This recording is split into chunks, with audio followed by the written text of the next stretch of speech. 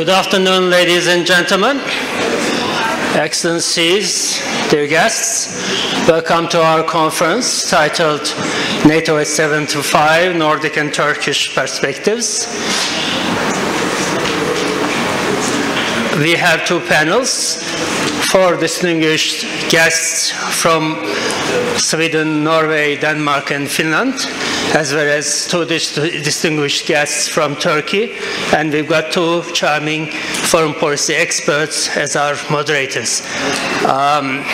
We believe that it will be a very timely discussion considering Washington summit, new challenges facing European and Atlantic security, especially after Russia's revisionist policies, as well as benefits, full benefits from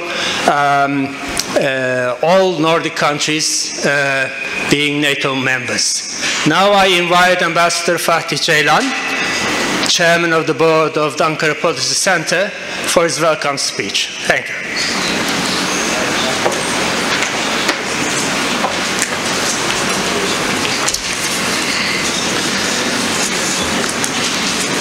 Good afternoon, ladies and gentlemen.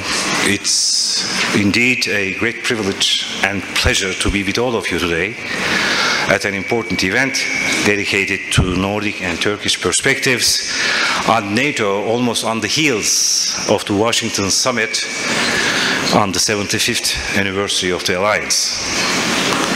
This event is co-sponsored by Ankara Policy Center, Foreign Policy Institute, and the Economic Policy Research Foundation of Turkey, and the four Nordic embassies in Ankara, namely Danish, Finnish, Norwegian, and Swedish embassies, certainly in alphabetical order.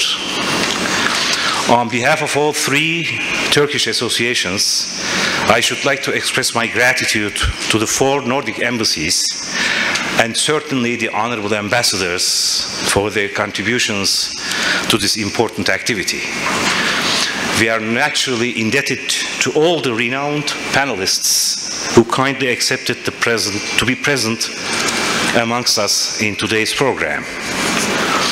I had the privilege of working with Ambassador Michael Zilmer-Jans of Denmark at NATO and getting acquaintance with Colonel John Andreas Olsen of Norway at another event on NATO in June of this year.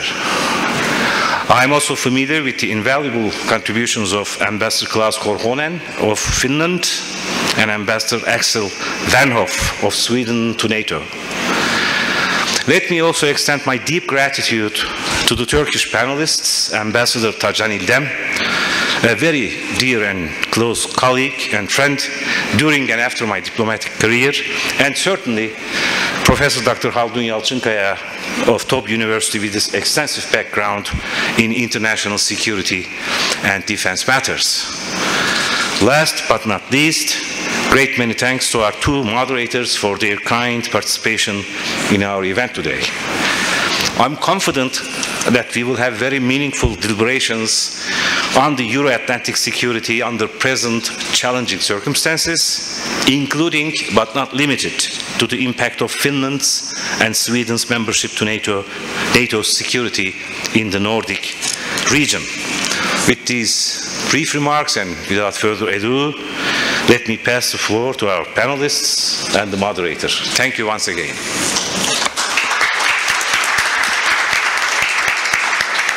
Good afternoon, and thank you, Ambassador Ceylan, for the introduction. And what a great turnout! This really, gives me, great inspiration. And welcome to each and every one of you. My name is Tülin Daloğlu. I will be the moderator for the first panel today. Our discussion will basically focus on the current state of NATO from the perspective of Turkey and the Nordic countries, such as Finland and Sweden, which have become members of the 75-year-old military organization after Russian invasion of Ukraine in February 2022. It's been more than 930 days since the war began, and there is no end in sight. Russia is intensifying its attacks on energy infrastructure in 7 Ukrainian regions for what seems to be in response to Ukraine's attack to the Kursk region in August.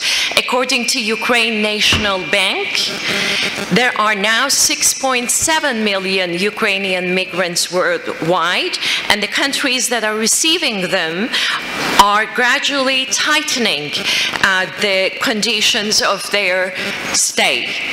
Rector of the Kiev School of Economics, Timofey Brink, said in August that the population of Ukraine had decreased from 36 to 25 million people, adding to it the risks carried by the negative growth of the population.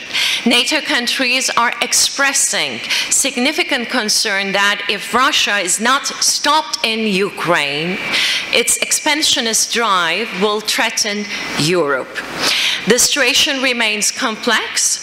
Here to help us make sense of what is happening are our distinguished panelists, who I am pleased to welcome today.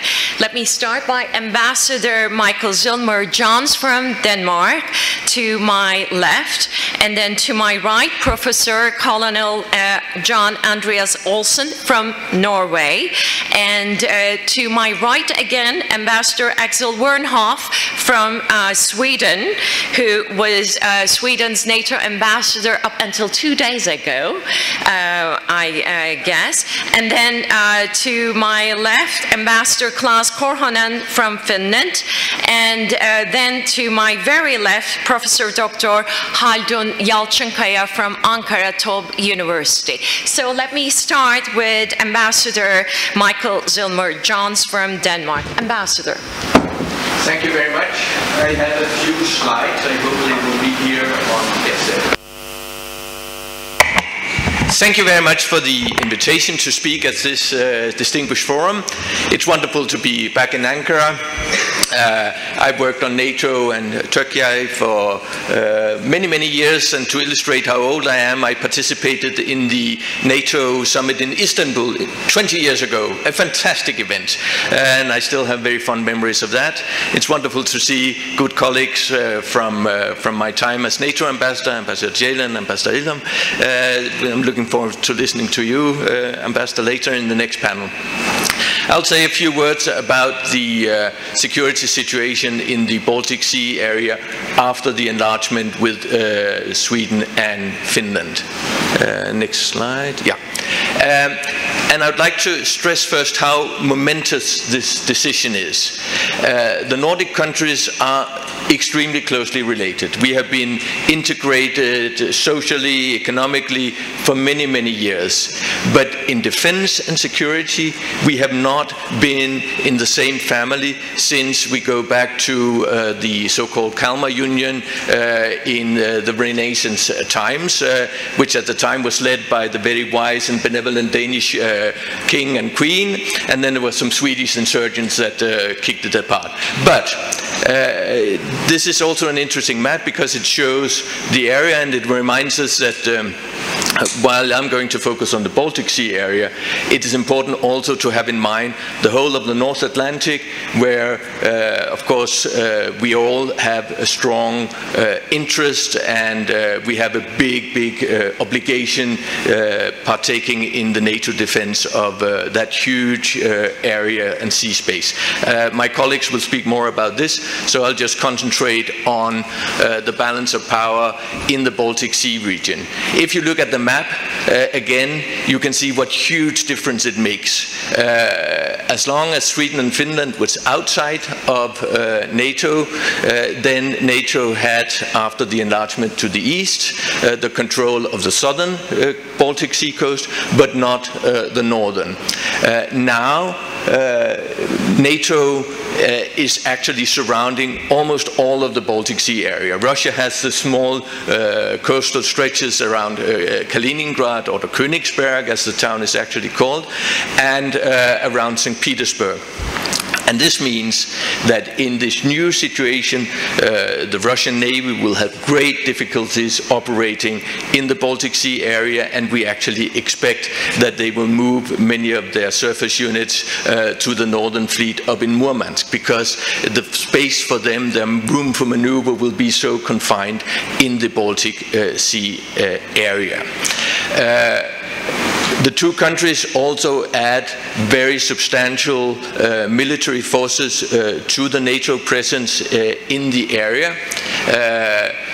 I've put up here the defense budgets of the NATO countries in the region, and also the armed forces, and you will see it's an important addition, and of course again with the geography that comes with it.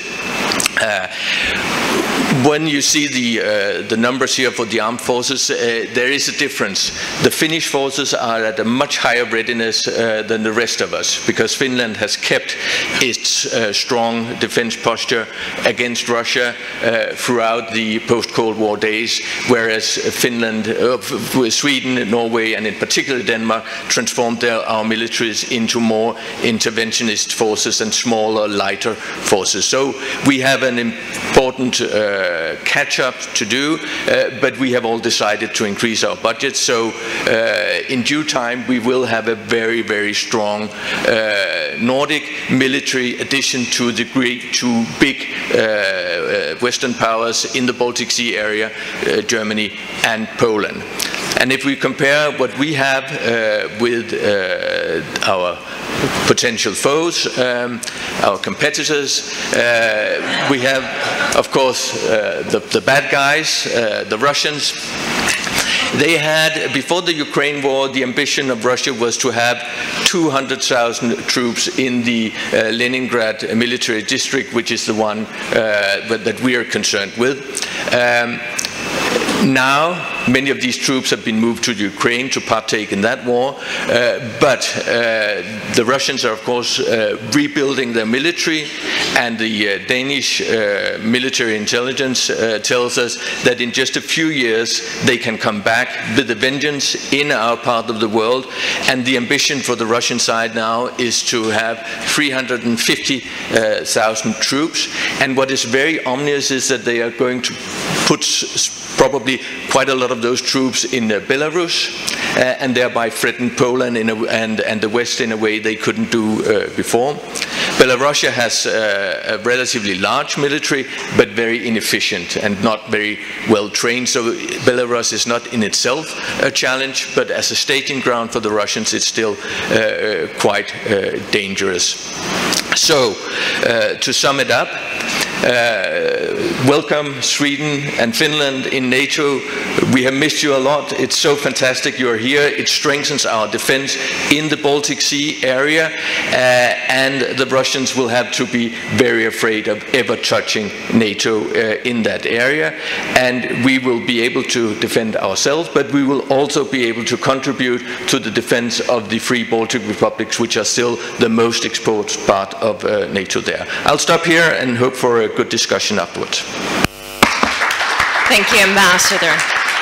So let's move to our next panelist, Finland's former NATO Ambassador Klaus Korhonen. Ambassador. Thank you so much. So I don't have slides, so maybe I can speak from here. First of all, of course, I mean, it's a great pleasure and honor to be invited here. I'm a little bit far away from home, but I see in the audience some old friends, so it's really nice to be here. Yeah.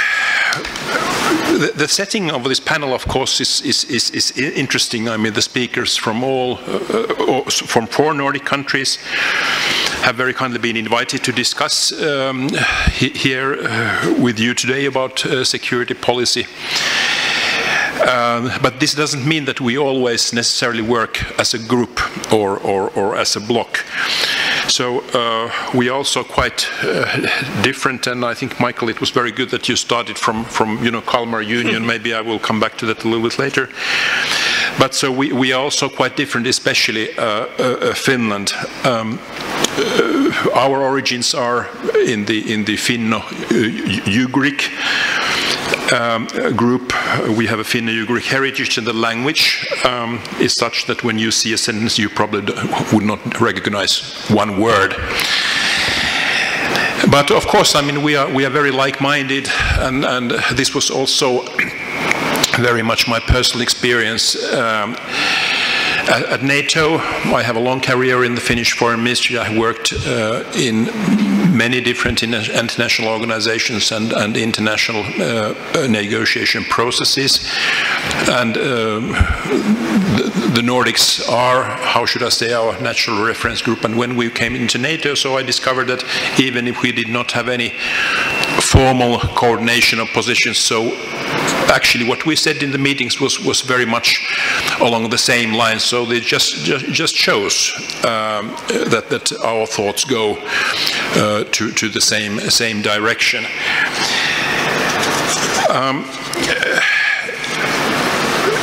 About Finland's contribution, I mean, the topic is Transatlantic and European security, and at the outset let me say that I see no contradiction and no tension between the Transatlantic and the European dimension, not between NATO and the European Union. They all both have their mandates and their distinctive role. I think they're rather very well compatible, and of course for a country like Finland, which is now a member of both organizations, both are very important to us.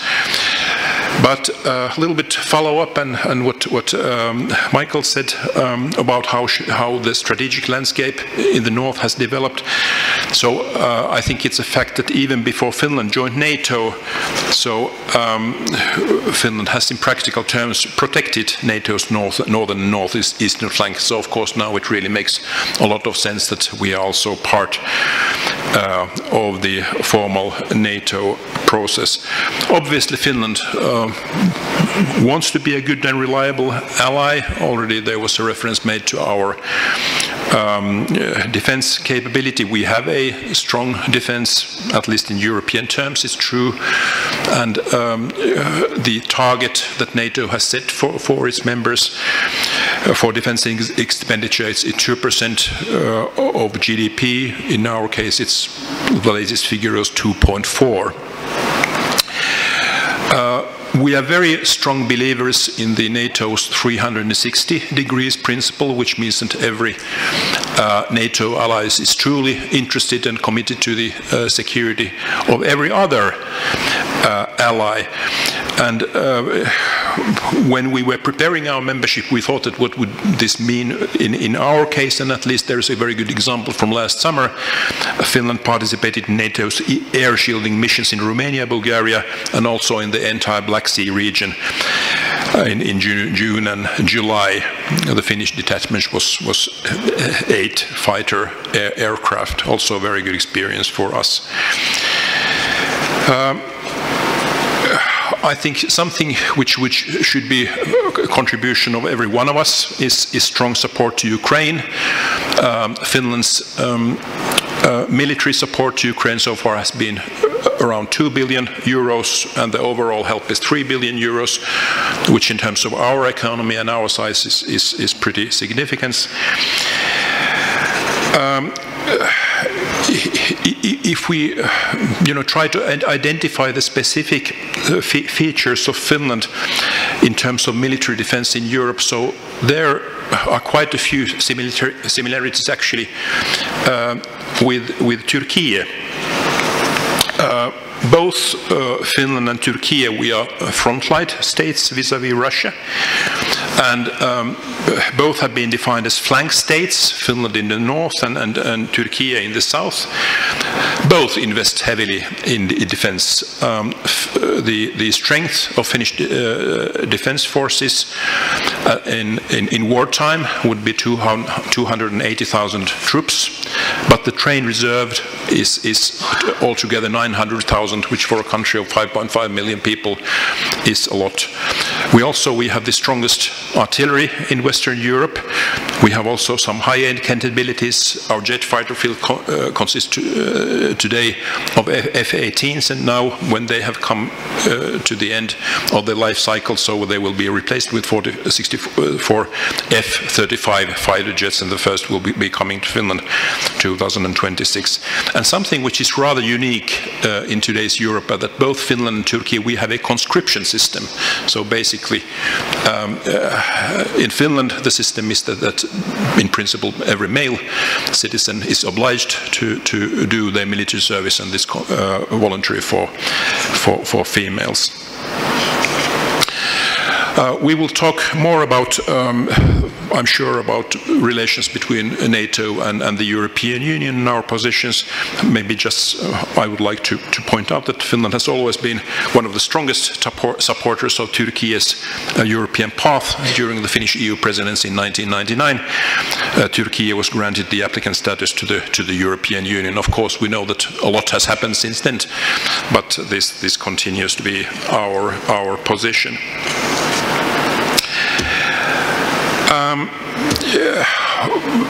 Very interesting points about history. Of course, our history in Finland has been very much dominated by our neighborhood with Russia. On the other hand, from the fact that for 700 years we were part of Sweden. But just to conclude, those who are students of history know that the Byzantine Empire, Eastern Rome, as it was called, has actually had a very strong direct and indirect influence to Finland, especially through Russia and the smaller political entities that preceded the Russian Empire, and we have a small but vibrant Greek Orthodox Church in Finland, and to this date this church is under the auspices actually of the Constantinople Patriarchate, which is today, of course, is in Istanbul.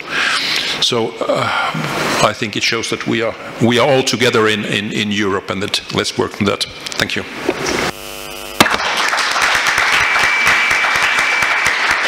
Thank you, Ambassador. So from Finland, we turn to Norway and Professor Colonel John Andreas Olsen.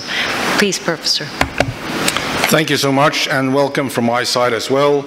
I will be the first ever Air Force colonel you have met who does not have PowerPoint slides today. I will talk about the High North. Since Turkey became a member in 1952, Norway has been the northern flank and you have been the southern flank, and between us we have had 4 seas: the High North and the North Atlantic, the Baltic Sea, the Black Sea and the Mediterranean. And the seas are what they unite us, they don't separate us, and we have to see it in that context, especially when you consider it with military eyes. So let me say a few words about the High North. It was, is and will always be of strategic importance to NATO and to Russia. Russia has 24,000 kilometers of coastline. I don't know how to measure that, but that's a lot. If you look at the map, the Russian coastline is extreme, and that's the reason the Arctic is so important to Russia, as well as NATO. For NATO, it connects North America to Northern Europe with political, economic, and military implications. For a long time, we used the term high north, low tension. And it has been in the interest of both Norway and Russia to maintain this stability and to follow the law of the sea and to follow the international order in the High North. And we have done so. We solved the Barents Sea delimitation dispute in 2010, the border at the sea. We have fishing arrangements, search and rescue collaborations, we have border cooperation, Russia respects our coastal guard, and we have neighborly cooperation along our 198-kilometer border. We all have different relations with Russia. Norway has been at peace with Russia for 1,000 years. I think we actually started that one with the Vikings. We also have the Arctic Council in the north. So there's a lot of basis for cooperation. And the High North has traditionally been peaceful, a peaceful part of the world, but lately Russian statements and Russian activities in the High North has given us reason for concern. And my thesis is that what happens in the High North doesn't stay in the High North. What happens in the High North has implications for the entire alliance. For example, Russia's ability to disrupt Allied reinforcement from North America and freedom of navigation is not only a strategic challenge for the Nordic countries, it is a challenge for the entire alliance. Russia's ability to target allies across Europe and North America is a 360-degree threat. So let me point out three things that are of concern, seen from a military perspective, with Russia in mind. And the first is that the Russian nuclear threat will gain relative importance to Russia. What I mean by that is, due to the weakening of Russian conventional forces in the war of aggression against Ukraine, Russia will become more dependent on its strategic nuclear forces for deterrence in the years to come. So importantly, a conventionally weak Russia is not a less dangerous Russia. Second, Russia's northern fleet on the Kola Peninsula will gain relative importance to Russia. The war in Ukraine has not significantly impacted the air and maritime capabilities of the northern fleets. Their submarines are still going, they fly along our borders, and the Russian bastion defense concept and the capability to disrupt Allied reinforcement across the North Atlantic will remain high. And the third point is that Russia will rebuild its military offensive capabilities along its borders with NATO. Russia's resentment against NATO allies is likely to be long-lasting, even beyond its aggression against Ukraine. Consequently, Russia will likely continue to give priority to rebuilding its military infrastructure and its military forces and capabilities. We should not be naive. We should not underestimate Russia's capacity to reconstitute and regenerate its forces and capabilities. In addition to Russia's ambitions in the north, China retains an ambition to gain access and influence in the Arctic. China seeks to gain knowledge and build the necessary capacity to operate, access energy, national resources, and sea lines of communications, as well as seeking recognition as a legitimate and relevant actor in the Arctic. The Northern Sea route is getting more and more important, both for Russia and for China, politically, militarily, and of course in terms of trade. So in conclusion, we work hard to maintain low tensions in the High North, but there are forces at play that challenge the status quo, with security ramifications for the entire alliance. You cannot choose your neighbors, but Norway is lucky to have Sweden. Thank you. Yes. So from Norway, we are moving to Sweden and Ambassador Axel Wernhoff. Ambassador. Thank you. I will use the stand because I hope there will be a map of the Baltic Sea region coming up here soon. If not, you have to use your imagination. Well, there it is. Thank you so much for organizing this. I think this is a fantastic manifestation of the NATO 360 concept. We are in the south, but we come from the north, at least most of us here on the panel. So thank you so much for that. It's a great opportunity to be here. I remember when I had just delivered the application for membership to NATO into the hands of the Secretary General Stoltenberg's hands. Afterwards I asked my UK colleagues, so what do you expect from us? How should we act as a member here? And he said, just be Swedes. And what do you mean? Well, he said, you walk the talk and you talk the walk. Well, I wish it was that simple. It's not quite that simple, but we are slowly learning the game.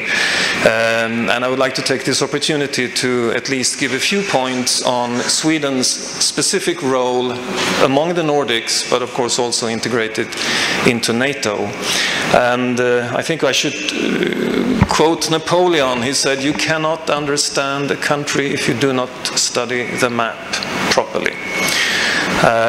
Geography matters, and geography has come back big time, one can say. In times of tension, in times of war, geography becomes extremely important. And there's no doubt, which also the Danish ambassador here, Silmer-Jans, indicated, the Swedish and Finnish membership has shifted the strategic balance in this region. And I hope, and I think, and I am convinced, for the better, meaning that the threshold for an armed conflict up here has grown higher. But that doesn't mean that the tension will go away, and there is a lot of tension in this region, which has also been indicated by Dr. Olsen here. There are, one could say, at least 3 major military gravitational centers along the border between NATO and Russia. One is Murmansk, the other one is Kaliningrad, and then of course the Black Sea region. And at least in our thinking, the 2 northern centers, Kaliningrad and Murmansk, they are interrelated. If something happens in Murmansk, it will also happen in the Baltic Sea and in Kaliningrad, for sure. That's a main theme in our thinking. And that could also, to a large extent, also explain the role which we will have to shoulder as a full integrated NATO member, and what we have to design our defense forces to do in this order. And one can say that there are 2 geographical directions here. There is one northeast, which actually is the same line of activity during the Winter War, when the Swedish Volunteer Brigade went into Finland to help Finland in those days in 1939. Up in that area will mainly require, not only of course, land and air force capabilities to a very large extent, very important. And that is of course to counter a possible Russian land offensive, and also to involve together with Norwegian forces to try to prevent the Russian marine and naval forces to exit Murmansk. The other area and direction is southeast, towards the Baltic states. That also includes naval forces to a very large extent, and cooperation with Germany and Poland, and of course with the Baltic states, where we will also now be part of the forward land forces in Latvia as of the end of this year. This means that Sweden, in the middle here, will become sort of a logistical hub in the event of a crisis. To put it very simple, capabilities will come in from the west, from Norway, from western Swedish harbors, and to move eastwards. One cannot exclude flows in the other direction, of course, of refugees and wounded. This we have to prepare for in Sweden, and that also accounts for enablers, not only military capabilities, but also civil capabilities like hospitals, logistics, storage, etc. That will be a very, very important and main task for Sweden as a NATO member, and when we are fully militarily integrated. This will take time, of course, but we are already on that road, one could say. So that's on the military side. But of course we also bring other assets into NATO, I would argue. We have a very strong, a very broad defense industrial base. which is not the case in all allies, as you know, but it's privately owned, it's competitive, it works very much in cooperation with other defense industries, mainly in the UK and the US. So there's a true transatlantic link and interdependence also in that field, and I would like to really underline that asset. It's also a hub for invention and for digitalization, and in the future of electronic warfare they play a very important role. We also bring, where I would love to say that we were better, but we are not. I think all my Nordic colleagues have a better total defense elaboration in their countries, particularly in Finland and Norway. We used to have it, but we are coming back to that concept. I think we have learned, not only from the Ukraine war, but also in the COVID crisis, that the society needs a back office that functions if it should be resilient. So to create a resilient society, which is now also an important topic in NATO, is something we also try to contribute with. It is part of deterrence to have a resilient society, and I think we're all waking up to that very fact. I will not elaborate too much here on the transatlantic relation. I will not take too much time, but I would just like to underline the evident fact that the transatlantic link is between North America and Europe.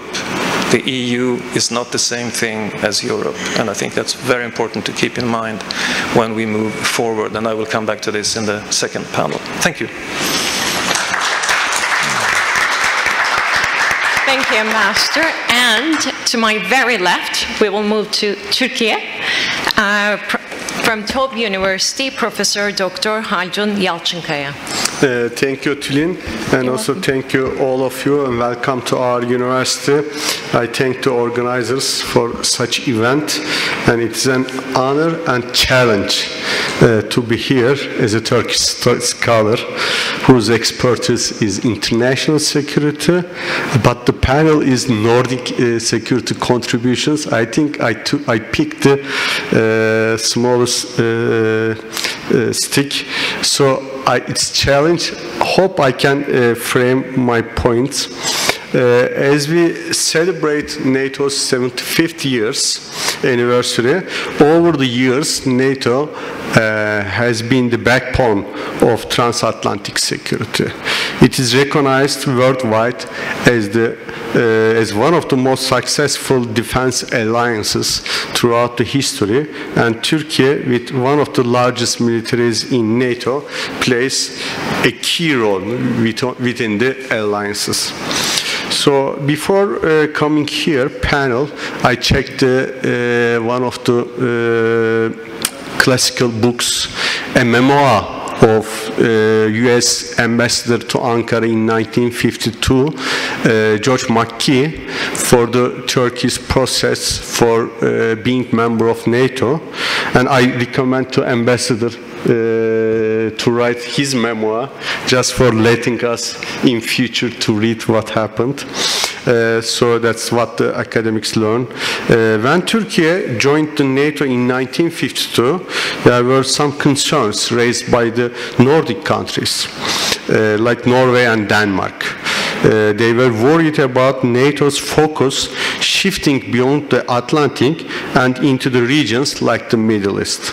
In fact, Denmark was the last country to sign the invitation for Turkey's membership. Going back to 1952, I can understand why they had such concern for Turkey's membership. It is understandable to have concerns. They had, for aligning the Nordic Atlantic to the South Mediterranean. It's a big challenge, especially regarding the name of the organization in 1952. So it is also understandable, yet throughout the Cold War years, we had witnessed how much Turkey made contribution to the North Atlantic alliances through various NATO strategies. So interestingly, a similar situation happened recently with Finland and Sweden while they are joining NATO. Turkey was one of the last to approve Sweden's membership, with Hungary's being the very last. But Turkey's concerns were focused on issues like counterterrorism, it is understandable, which have been on the high agenda, NATO's high agenda in recent years. So these diplomatic discussions are part of the natural process of international relations. Before Finland and Sweden officially joined NATO, they were already working closely with the alliances. I mean, surely with Turkey's consent, they made lots of contributions throughout the last decades. For example, they made important contributions to NATO's ISAF mission in Afghanistan.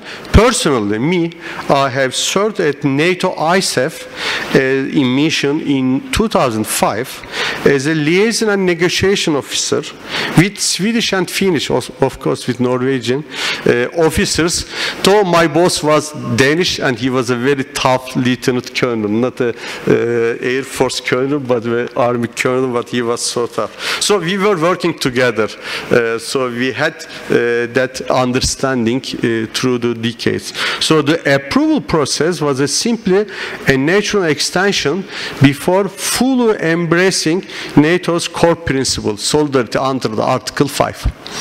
So the Nordic countries, especially in recent years, have played a growing role in global and regional security strategies. They have made vital contributions for securing NATO's territory, particularly in the Baltic Sea region. So from Turkey's perspective, we value and recognize these efforts to maintain stability in this critical area. NATO looks at security as a whole. At the recent 25th anniversary summit in Washington, several priorities were highlighted: increasing Russian aggression, China, and the growing importance of the South, or namely Africa, among the other issues. In this context, ensuring the security of the Black Sea and the Baltic Sea regions is crucial for NATO. So there is a benchmarking capacity of these regions. These two regions, Baltic and Black Sea regions, have much to learn from each other within NATO. Both have similar security challenges, especially when it comes to Russia's geographical location. The lessons learned in Black Sea region can offer valuable insights for the Black Sea region, and vice versa. This kind of cooperation will only strengthen NATO's collective security with a holistic approach. The similarities between the two regions are striking. Both hold strategic importance in the Baltic Sea. The addition of Finland and Sweden to NATO has strengthened the northern defense line. Similarly, Turkey's strong presence in the Black Sea is crucial for balancing power in NATO's southern flank. In the Black Sea, Turkey is a key player in ensuring regional security for NATO and supporting NATO's member states in accordance with the Montreux Convention. Our location and military capabilities make us a vital part of the collective effort to deter threats. Meanwhile, the Nordic countries are securing the Baltic Sea and have established deterrence for possible threats against NATO.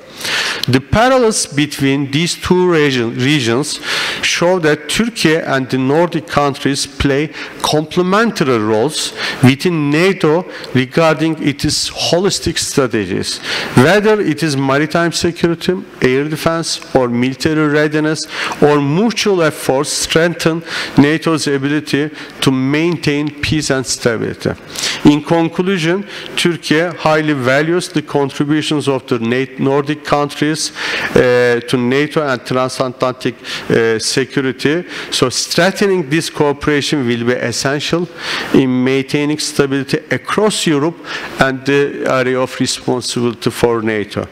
Turkey stands ready to deepen its collaboration, and also I think we will continue to build a more secure environment. Let me frame my challenge like that and stop here. Thank you.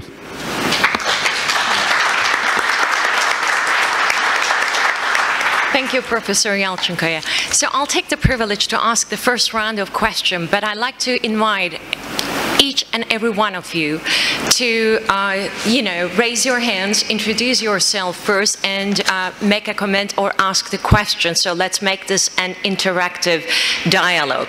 I have a number of questions. Let me start with Ambassador Zilmore-Johns. You pointed out that we are stronger together, and that togetherness trapped Russia in the Baltic Sea.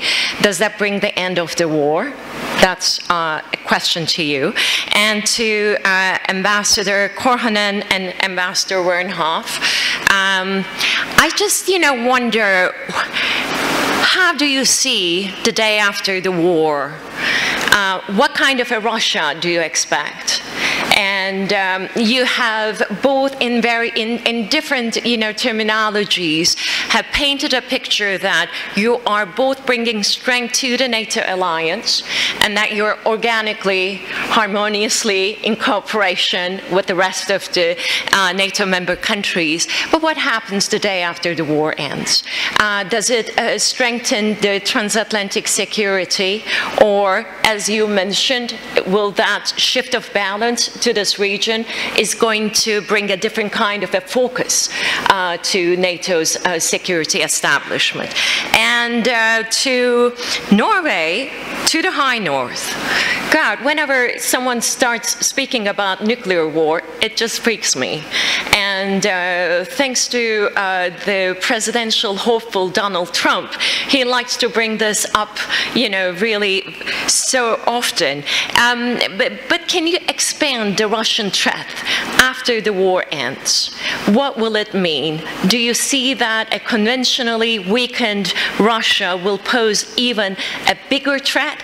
And in that, sense, should NATO start thinking about how to bring a different kind of a security belt to the nukes in Russia? And so, to Turkey, what shall I say? Shall we, stay strong in NATO or divert our direction? So that will be your hardest question. But let me open the floor to you, and please start raising your hands so that I can see you. Thank you. Ambassador.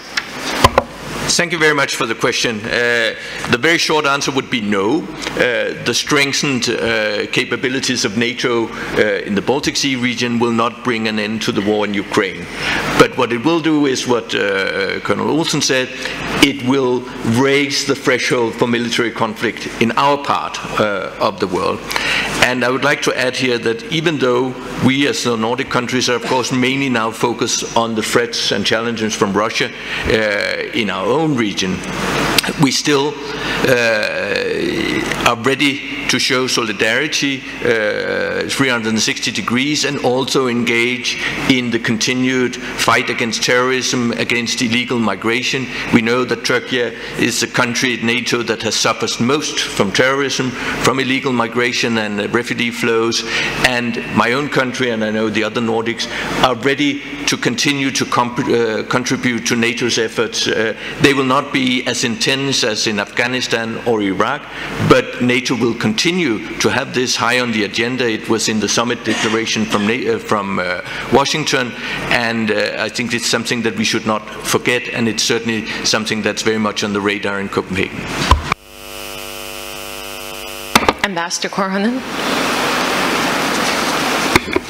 Yes, obviously, I mean, as said, I mean, Finland's experience as a nation has been very much defined by its relations with Russia. After the Swedish period in our history ended, so Finland for 108 years, from 1808 until 1917, was part of the Russian Empire. We still have a relatively large degree of autonomy, but still. And then in 1917 Finland became independent, and then the Russian invasion in 1939, the so-called Winter War, and the continuation war 1941, 1944, very much shape also our security policy thinking these days. The decisive battle in Karelia in summer 1944, the Battle of Ihantala, is the biggest battle in the history of Nordic countries. So we have this first-hand experience.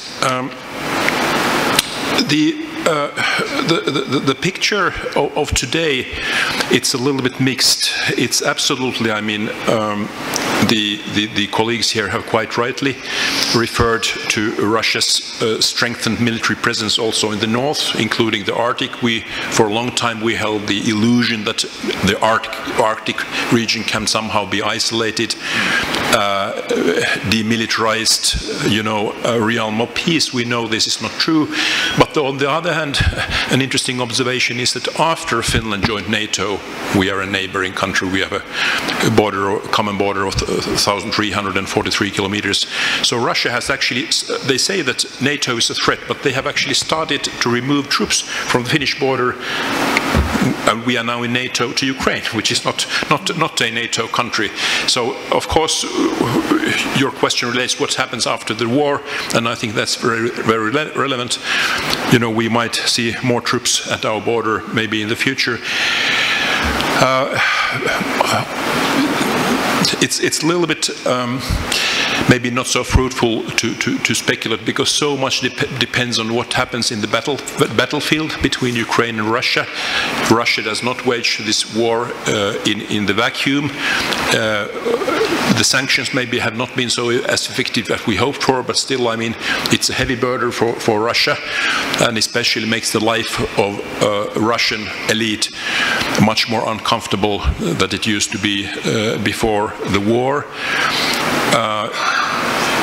Russia's resources also for the military campaign are not limitless.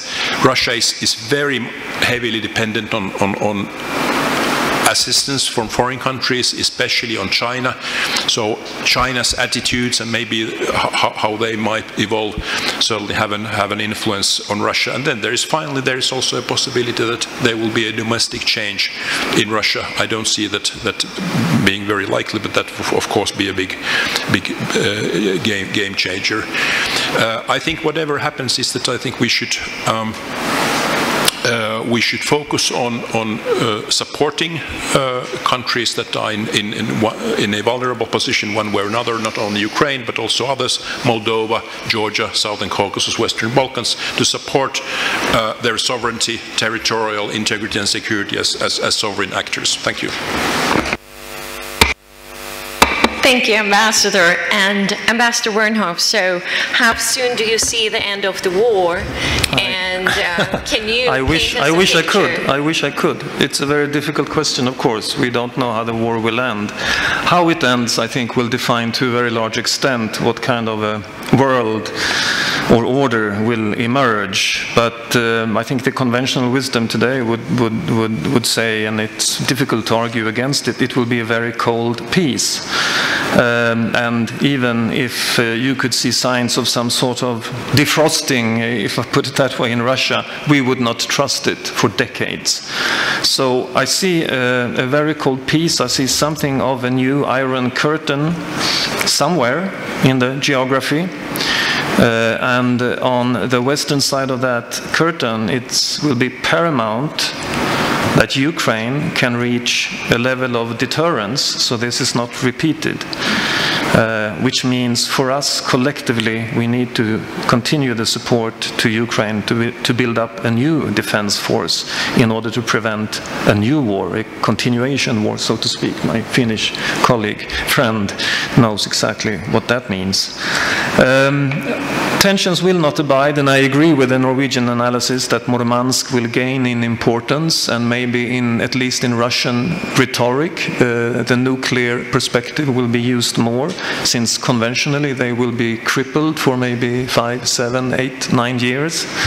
When it comes to the Baltic Sea, I think it will still be a region of high tension, no matter the dominance of NATO members surrounding it, for the sheer fact that this is where Russian trade goes. This is the lifeline, this is the aorta, so to speak, for Russian trade, for the supply and survival of St. Petersburg and Moscow, and also a large extent of their gas and oil exports are going through the Baltic Sea, even today, continue to do so. They will make sure that that sea lane is open. So I will still expect a strong Russian military presence in the Baltic Sea. Thank you. Thank you, Ambassador. And Professor Olsen. Thank you, Madam Chair, for that lovely question about nuclear weapons. It is, of course, the most uncomfortable thing you can talk about because the consequences are just imaginable. So let me just give a little bit of context. NATO is a defensive organization. The purpose of NATO is not to win wars. The purpose of NATO is to deter a war from happening in the first place. But at the heart of deterrence is nuclear. It's always been like that since we were formed in 1949. And as long as nuclear weapons exist, we will be a nuclear alliance. But we handle this responsibly, collectively, carefully. We have a committee in NATO that deals with this. Turkey is part of the committee. We deal with these things on a day-to-day basis, and we do it responsibly.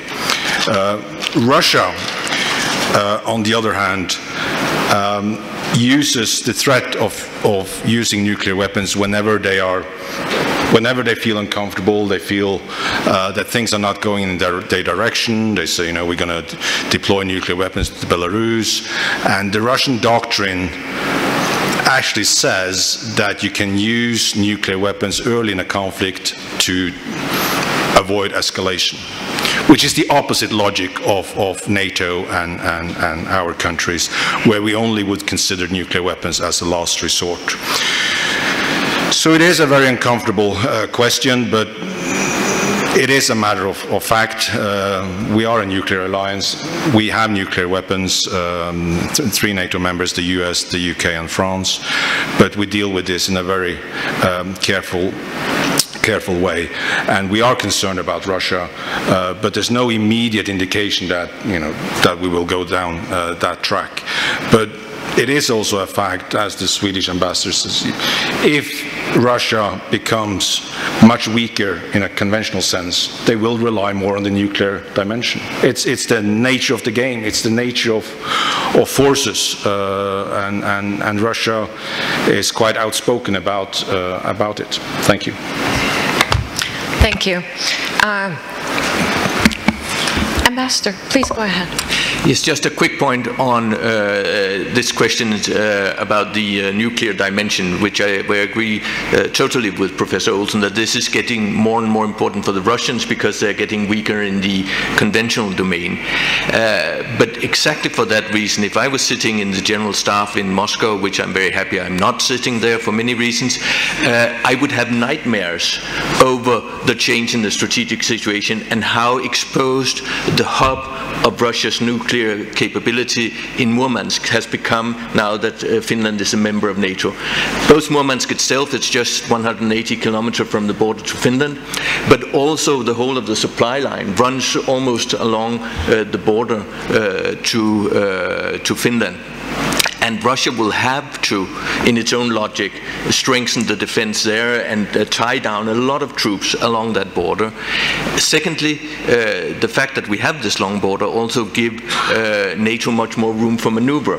Before the entry of Finland, we would have been forced, in the case of a Russian attack against the Baltic Republic, into some kind of static defense just in that region. Now we could offset the Russians by attacking into Russia over that long border, and that's something in their logic at least they will have to take into account. So there are naval officers who argue that probably the Russians will be contemplating moving their Murmansk base further to the east because it's so exposed now. Well, more you speak, I have already 3 more questions to you, but I'll pass the word to Ambassador Korhonen. No, this is of course a very useful discussion, and I think this is where at least Finland, we are in the beginning of our learning curve when it comes to nuclear weapons. And here, I think, you know, countries like Turkey, who have been in the alliance already for decades, I think also your insights are very, very important. But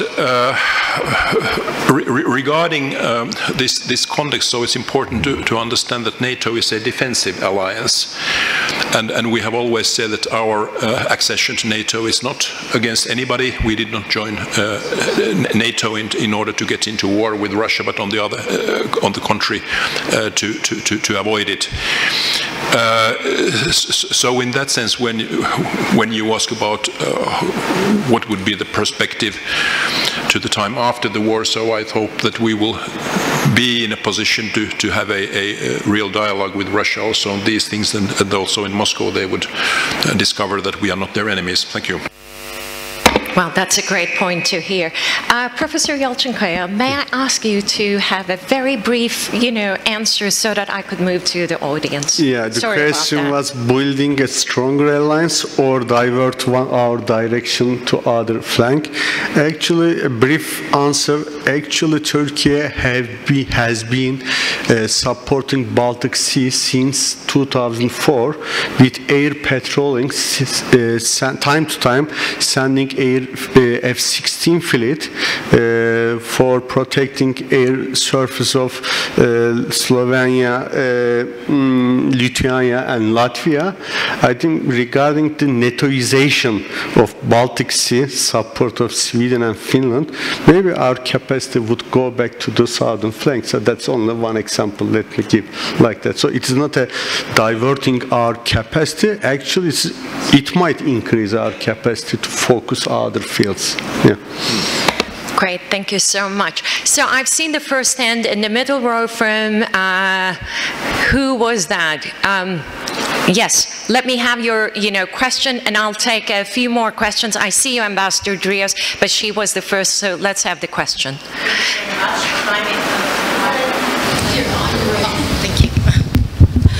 Thank you very much for the presentations and for the initiative. My name is Marta Henriques Pereira. I'm an international consultant in governance, peace and security. And I was quite interested on the topic, and I'm here, I'm very pleased to hear your views, especially on the PVE, so prevention of violent extremism that you've mentioned. That is also one of my portfolios. Another portfolio that I deal with in security is women, peace and security. And I was expecting having the Nordic that are champions on gender and have feminist policies. I was expecting seeing more women on the panel and more women views, and not to be provocative, but also to follow through what we've decided as countries to put forward that very important agenda, which is UN Security Council Resolution 1325 and the subsequent ones. Now, I listened carefully to what you've mentioned, and one of the things that I've took good note is... I have really a number of questions, so can you please, the comment and now the question. So now the hardliners. We know that we are facing with hardliners, and hardliners that have been shaping the international realm. We talked about when is the war ending. Now, the question is, don't you think that having more women on the negotiation table and bringing different perspectives will not bring that paradigm shift that we need currently to break through on these very hardliners that are not able to be approachable? Thank you. Okay, and I've seen a hand to the very end. Who was that gentleman? Can you please stand up? I know that I have seen the second hand from there. Yes, thank you. Thank you for the panel. It was very informative. I was just curious about regarding you mentioned the importance of strong military presence for deterrence. I was curious if this might revive any serious considerations for the Nordic battalion now that all of the Nordic countries are within the great military alliance that is NATO. Thank you. And who do you ask the question? To all of the panels. Ambassador Drios.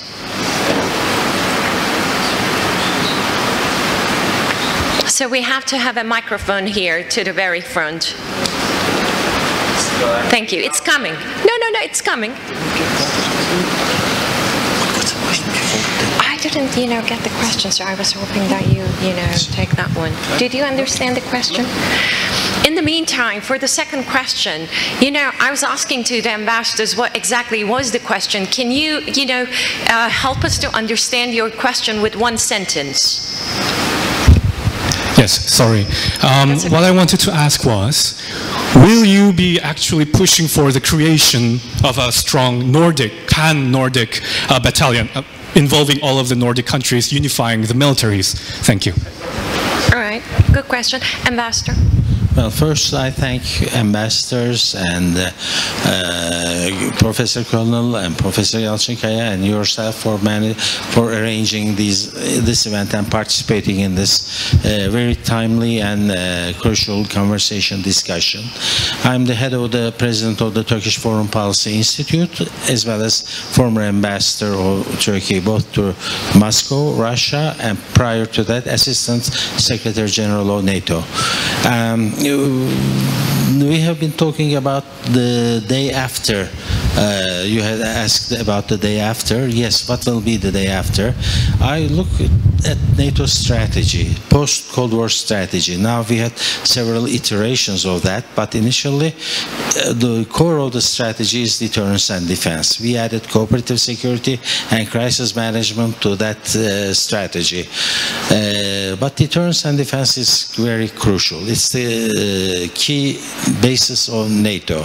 And deterrence comes before defense or before fighting. NATO, yes, is a defensive alliance, and to maintain defense, to maintain peace, you have to be able to deter. Then you don't have to fight. You don't have to. That's why, as also Ambassador from Sweden said, resilience leads to deterrence. Deterrence leads to not perhaps position of strength, but at least not falling to the position of weakness. Because in the Ukrainian case, the aggression, we cannot reward aggression, but at the end of the day, when the time comes for eventually cooperative security, you cannot move from position of weakness. We have to maintain our solidarity and strength in all dimensions, including nuclear, as long as they exist, as the Professor Colonel has said, and that's why the transatlantic link is also very crucial for maintaining deterrence, and therefore not needing to go to defense or fighting, and eventually perhaps seeking ways of cooperative security. Thank you very much. Okay, thank you. So that was a comment. Let me have one more question. Oh, I have 3 questions. Can you make it really very fast? Let's start from here. Please go, but make it really very fast. No comment, just one question. Dear Sir and Madam, Your Excellencies, my name is Aybars Öztuna. I'm an analyst at Geospatial Intelligence Institute. So my question would be, Nordic countries and Turkey have different approaches to defense spending and military modernization. How do you think these approaches can complement each other in the evolving NATO defense strategy? And would you be kind enough to elaborate your answer with respect to a possibility of Turkey becoming a member of BRICS? Thank you.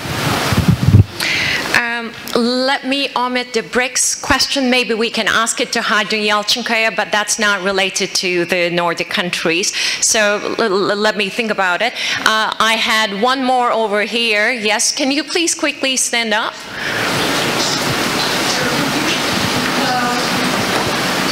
Is it? Okay. Some of you mentioned that NATO is a defense alliance, and its main objective is to deter war. But for Turkey, it's really much more than a defense alliance. It means belonging, and it means commitment to the values which are mentioned in the preamble of the treaty. So I wonder, and I'm asking this question to Denmark and Norway ambassadors, that what were their concern when Turkey wanted to be a member, and why did they, were the last ones to sign the treaty? Because the wars will pass. There's no war ever ending. So I guess NATO. Where does Turkey become a member too? Yeah. I'm sorry? Where does Turkey to NATO to NATO. In 52, okay. Yeah. Right. All right, thank you so much for the help. And I had seen one more hand. I'll get it, and then we will move to the answers. Yes, at the very end. I've seen you, so great, thank you. Thank you. What do you think about what is happening in Palestine?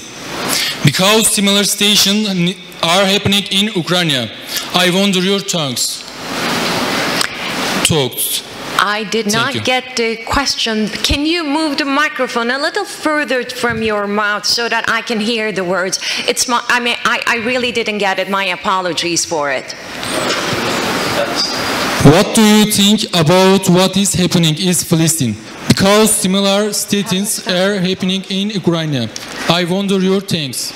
Okay, thank you so very much. So, is it a given to have more women brings peace to any war? That's, you know, one question.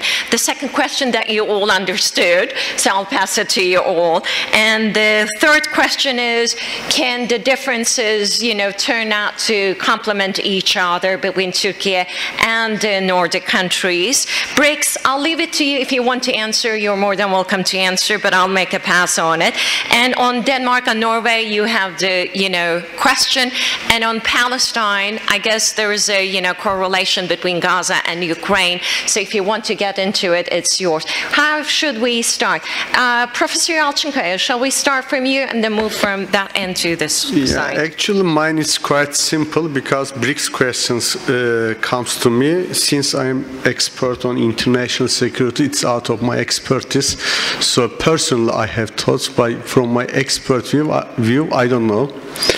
As for the comments from the Assistant General Ambassador Drios, I utterly subscribe you for the defense and deterrence issues. For example, ministries have no longer been Minister of Wars, Minister of Defense. So their duty is fighting.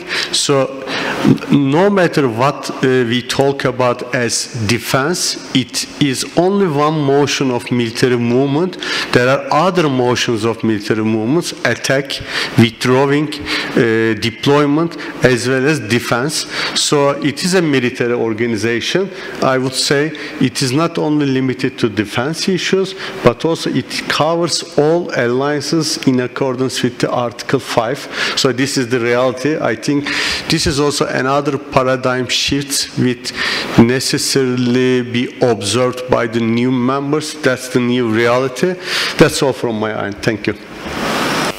Thank you. Ambassador Korhonen? From 2016-2017, I was the president of the International Arms Trade Treaty. And when Finland was presenting my candidature, so there was one colleague from Austria who said that, you know, you are certainly, you know, a qualified candidate, but I mean, we would have expected that Finland of all countries would have presented a woman as a candidate. And the only thing I could answer was nobody's perfect. But I think there is a very serious twist to your question. There are many studies which show that the involvement of women in peace processes make them much more successful. It's really about, you know, inclusiveness, which also has a very hard security interest involved. And I think this is, we all agree that this is something which is taken in NATO very seriously. There is a work strand which is called Women, Peace and Security. There is a special representative of the Secretary General for these matters, and you know, there are many progress and activities to really include and involve women. The question, maybe I leave some other questions to colleagues. Of course, I fully agree that corporate security also in the future can I mean, there must be strength behind. Finland will be in an interesting position next year when we will have the chairmanship of the OSCE, Organization for Security and Cooperation, here in very difficult circumstances, but these are certainly things that we will have to think about. whether the Nordic perspectives and the perspectives of countries like Turkey can complement each other, strengthen each other, absolutely. I mean, I think that's why we are having this conversation today, which at least I find very interesting. This is not a panel, a seminar about the problems of the larger Middle East, but I think it's absolutely clear that the situation now in that region, especially in Gaza, is something that we should all focus on and try to support a peaceful solution. It doesn't have a direct link to European security on the questions that we have discussed, but I think these are equally important. Thank you. Thank you, Ambassador. And Ambassador, please. First of all, I agree totally with what Klaus said about the importance of having more women in our militaries. And a lot is happening in Denmark on this. We are now, I think, on a 40% ratio of women in the new recruits that come in. And we have just decided to have conscription extended to men and women on an equal basis. So very soon it will be 50-50 in the Danish military. And it, of course, starts from the ground, and then it will build up through the officers' rank. But we have quite a large number of women officers, and they have served with distinction, including in Afghanistan and Iraq, and had a very important role there. On the Nordic military cooperation, it is true the integration of Finland and Sweden into NATO have really given an enormous boost to Nordic military cooperation. I don't think we will construct joint units. That might also come, but certainly joint headquarters would be a possibility. And we have already agreed with Sweden to have a rotation system in our assistance to Latvia, that we will take turns in sending a full battalion to Latvia. And it's a big relief for us in Denmark that Sweden will join us on this. And then finally, on the reluctance shown by Denmark in '52, although I'm old, I was not born at that time, but I know that the problem was at that time Denmark was a very poor, to a large extent isolated country, fighting to get over the German occupation that ended just 5 years before that. So we were looking very narrowly at our own world, and there was a worry, could we become involved in military conflicts far from Denmark at the time? At that time, Turkey seemed far away from Denmark. Today, of course, we see the world totally different, so that is not an issue at all today. That's great. Before I move to you, Ambassador Korhonen, I think you have one word to say. Yes, I can say it now. I think we are also, of course, part of this Nordic discussion, and I started my remarks by saying that, you know, we are like-minded, but we don't necessarily have to work always as a group, and I think it applies very well into this. I think our approach in Finland, at least, is that we are trying to integrate into NATO's activities as an alliance, as a whole, as 32 countries, and there, of course, it's of great help that we have other Nordic countries in NATO as well. In this overall NATO framework, so it has already been decided that all 5 of us will be in one regional command in Norfolk in the future, and I think that's, you know, perfectly connects you know, our close relations with this overall context of the alliance. Thank you so much. Ambassador Wernhoff. Well, thank you. When it comes to the participation of women, I think it's a no-brainer. I think the question has been answered quite clearly, that both in peace processes, but also in the armed forces, it's just added value. And when we reintroduced conscription in Sweden, it is an obligation for both men and women to conscript. So for us, it's a no-brainer, as I said. When it comes to the idea here of a pan-Nordic battalion, I thought that was interesting. That was spot on, but maybe a little bit off the mark anyhow, because it's not, the importance is not that you have a pan-Nordic battalion, but the importance is that you have maybe a pan-Nordic division of labor, which there is in the new NATO's defense and deterrence agenda, with 3 different regional plans. The Nordic countries belong to one of them. It's not only the Nordic countries, of course, in that plan, but if you look at the map, the geography speaks volumes for an interrelationship between our defense forces and how we act. And with our membership, and exactly as Ambassador Zilmer-John said, that has initiated a very, very close cooperation between our defense forces. And within the Nordic Defense Cooperation, it was actually decided in June or in May that we should have a joint Nordic defense plan. But that joint Nordic defense plan has to fit into NATO's northeastern defense plan. Of course, it's part of that. So that will happen, and what is important is that our different forces can exercise together, which they do and have been doing for a long, long time, actually. But I think this integration will just go on further, and the NATO membership has made that possible. On collective security or cooperative security, just want to underline the importance that we put on NATO's relationship to partner countries. It is of extreme importance. It is very important what happens in the southern neighborhood, for instance, because that could eventually affect NATO. I don't think the Gaza war, for instance, is not something which directly affects NATO, no, but the consequences of that war could eventually affect NATO, and that goes for that region as a whole. Therefore, it is very important that NATO can continue its cooperation, not least in security sector reform in these countries. And I'm sure you know that the Asia-Pacific or Indo-Pacific partner countries now take a prominent place in NATO's work, and they participate at summits and ministerials, and there are some obvious reasons for this, to exchange information. And NATO has nothing to do in that region geographically. That would be against the treaty, but we have like-minded partners whom we share values with, and whom we need to exchange information in the now emerging conflict between authoritarian states and the open democracies. I mean, after all, NATO is an alliance also of values. The first paragraphs of the treaty, as someone was indicating here, the preamble.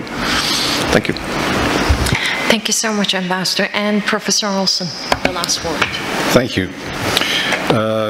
Gender, extremely important, and as has been said, NATO works really hard at getting us all to better understand the gender perspective and the value of it through the special representative, and we're working on 1325 women, peace and security a lot. And I see from my own country, we have had conscription for women and men for the last 6 years now, and it's a tremendously positive experience to have women serve in uniform. You get a very different aspect to things, and the combination is just unique. Diversity strengthens us also on the battlefield, and what we saw in Afghanistan is how valued it is to have women in the intelligence community, because you ask the right question. Men ask a lot of questions, women ask the right question, and that is the big difference. On Nordic cooperation, we've always had a Nordic, not always, but for the last couple of decades, we've had NORDEFCO, Nordic defense cooperation, and we will continue to expand on that now that Finland and Sweden are members. It gives us a lot of new opportunities in what we call the 5 domains in the military, air, land, sea, but also cyber and space, and there's a lot to be explored. There is also a new possibility of cooperation between Norway and Turkey on defense. Just a few, well, is it less than an hour ago, my ambassador, the great ambassador of Norway, has received the news that we will lift the restrictions we had on export of equipment and technology, so there will be a room for more cooperation between Norway at the tip of the northern flank and Turkey at the tip of the southern flank. To the lady on row 12, seat 5, yes, NATO is a value-based organization. At every single summit, the opening remark is to go back to the original treaty of 1949 and say NATO is value-based. It's based on the 3 big values of democracy, individual liberty, and the rule of law.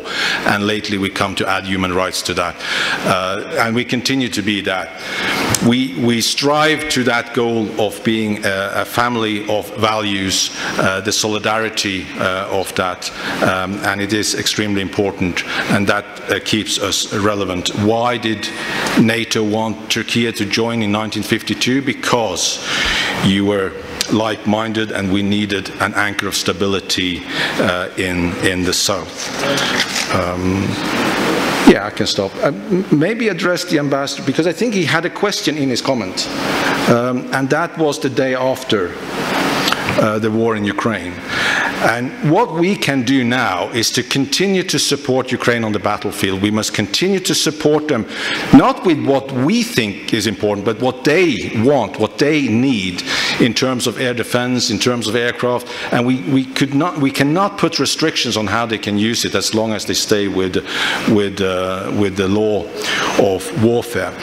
And the reason we have to continue to do this, not only is the right thing to do, but it will improve the Ukrainian position when they end up at the political negotiation.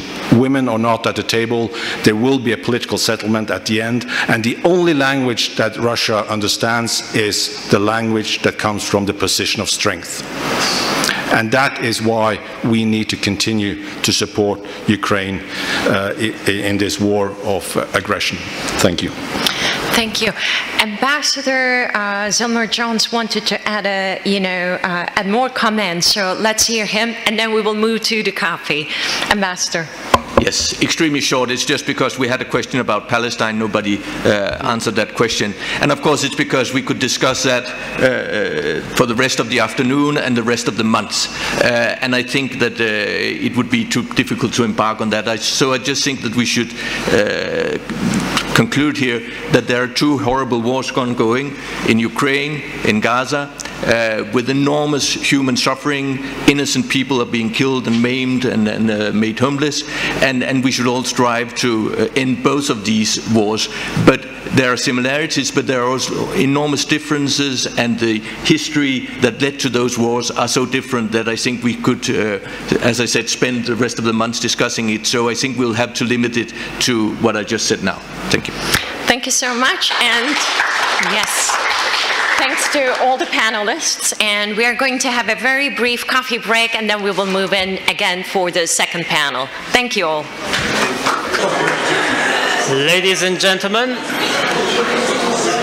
now the second part of our conference starts.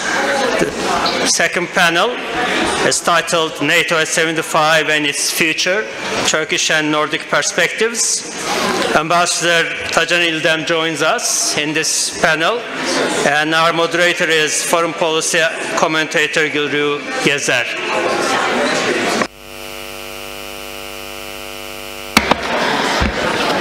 If we can slowly have our seats, please.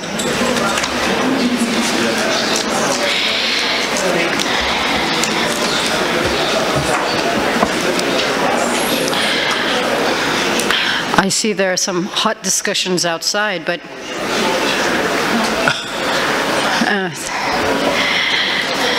It's hotter here. It's much hotter here, yes.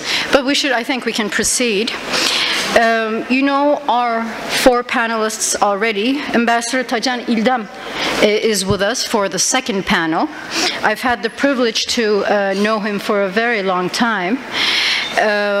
Today, during our second panel, we will be talking about NATO at 75 and its future, Turkish and Nordic perspective. So this is, I guess, the harder part of today's event. I will again, like Tülin did, give the floor to you for like 5 to 10 minutes, and then maybe we can have a second round. And I would like to ask this general question. So we know that 75 years ago, NATO was founded to preserve peace and promote stability within the Euro-Atlantic area. But now we have a whole different world, many different challenges. After the Soviet Union collapsed, there were questions whether if NATO could remain relevant. It did, and it became stronger. And now with these new sets of challenges, I would like to ask each and every one of you, what do you think will happen with NATO? And especially maybe taking into consideration the Indo-Pacific region. So I'll start with Ambassador Michael Zilmer-Jones, please. Thank you very much. Yes, looking ahead, I think it's very important to realize that whereas we focus a lot on Russia, on the threat of terrorism, looking from an American perspective, there's only one real big challenge to American security, and that is China. And the Americans see China growing in military capability, in nuclear capability.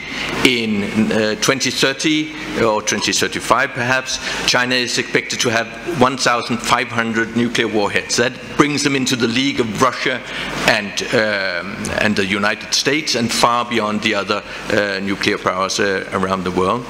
So this is the prime concern for the US. And this is also the reason why they are saying to the Europeans, you must step up your own contribution to deterrence in Europe. And as the ambassador just rightly pointed out, you deter in order to prevent war.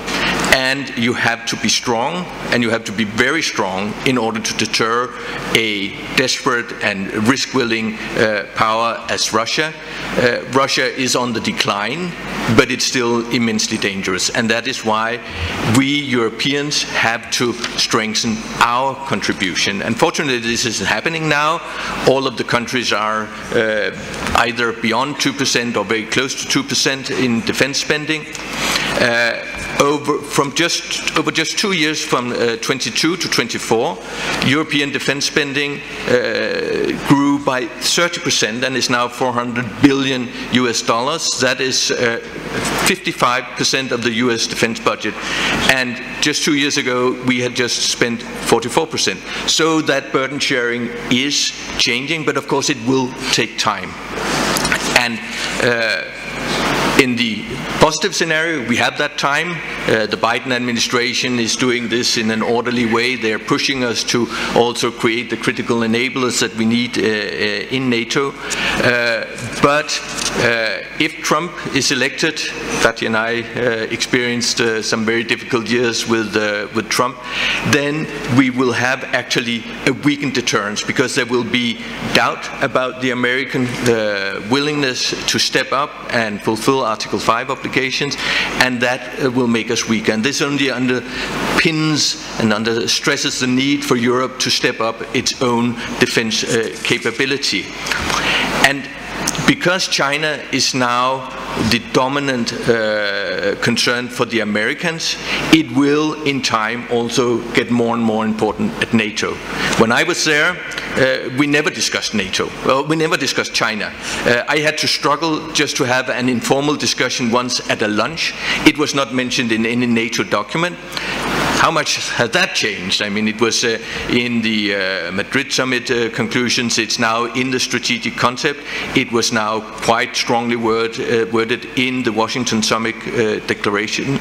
And I think that's a trajectory that will continue, because the Americans will put pressure on all of us in Europe, including Turkey, to engage more in protecting Western interests in the Indo-Pacific.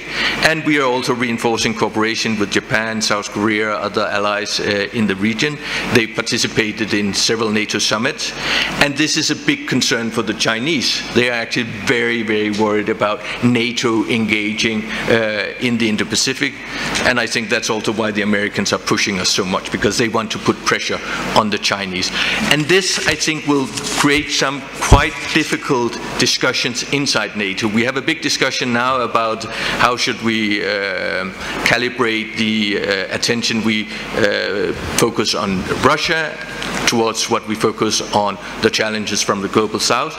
Now there will be a third factor weighing in, and the resources are not unlimited, although they are increasing. I'll stop here.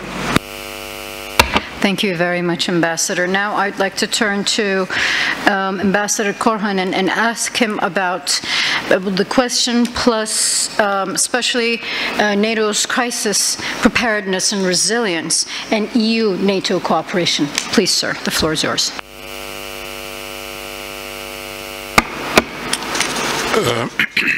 Yes, thank you again. And before I forget, it occurred to me that now when we are speaking this year, 2024, it's also a very important year in the bilateral relations between Finland and Turkey, and namely exactly 100 years ago an agreement was signed between our governments about friendship and diplomatic relations, and I think we have preserved both friendship and diplomatic relations, so thank you very much for that. Before I go into my really brief remarks, so I would actually like to just continue from what Michael said. I think it's really a trend that European countries take more responsibility on their own security and defense, and I think it would be a strange idea that we outsource our security to the other side of the Atlantic. But of course, transatlantic security and Euro-Atlantic security, it's a mutual interest between Europe and the United States. So I think we are in a pretty good harmony and understanding. Regarding the American presidential elections, you know, Finland is a democratic country, and we very much keep the right to choose our own president to ourselves, and maybe we should also grant that to other countries as well. But I think this is, of course, a pertinent question. I can only share my extremely personal experience, because I started in NATO 2019, so and ended 2023. So exactly, I worked 2 years with Trump and 2 years with Biden. And I mean, in Brussels, and of course I had just this very narrow perspective, so you did not see, you know, that much the difference. I mean, the implementation of NATO plans were done before. I mean, they were very much continuing as the business as usual. And also, it's a fact that the American military presence in Europe was at a higher level when Trump finished than when he started. I really don't want to go into that speculation, but on the other hand, I think this is not a simple scenario.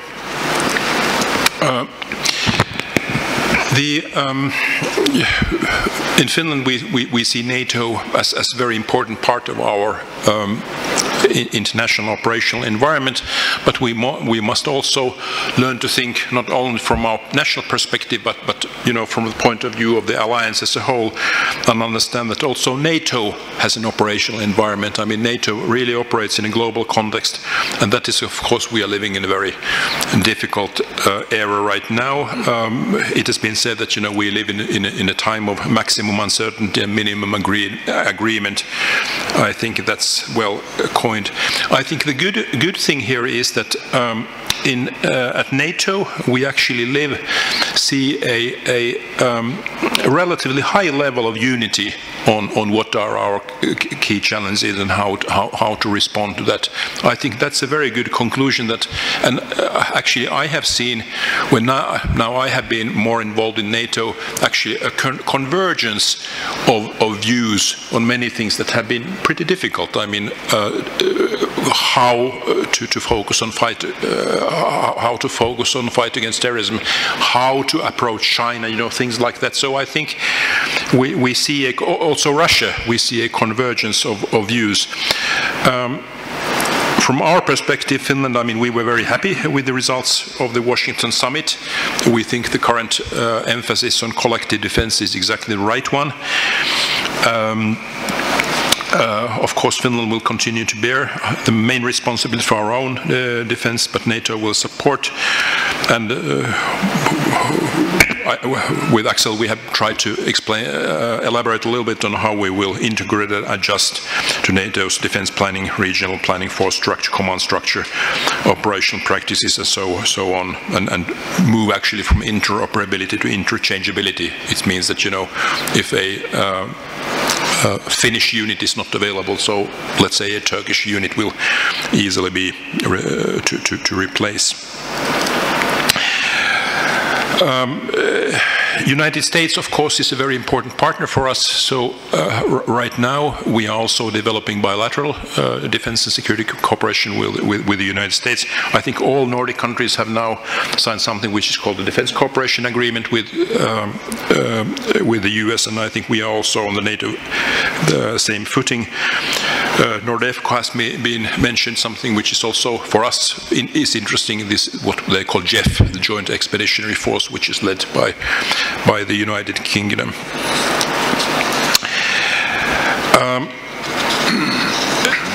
NATO's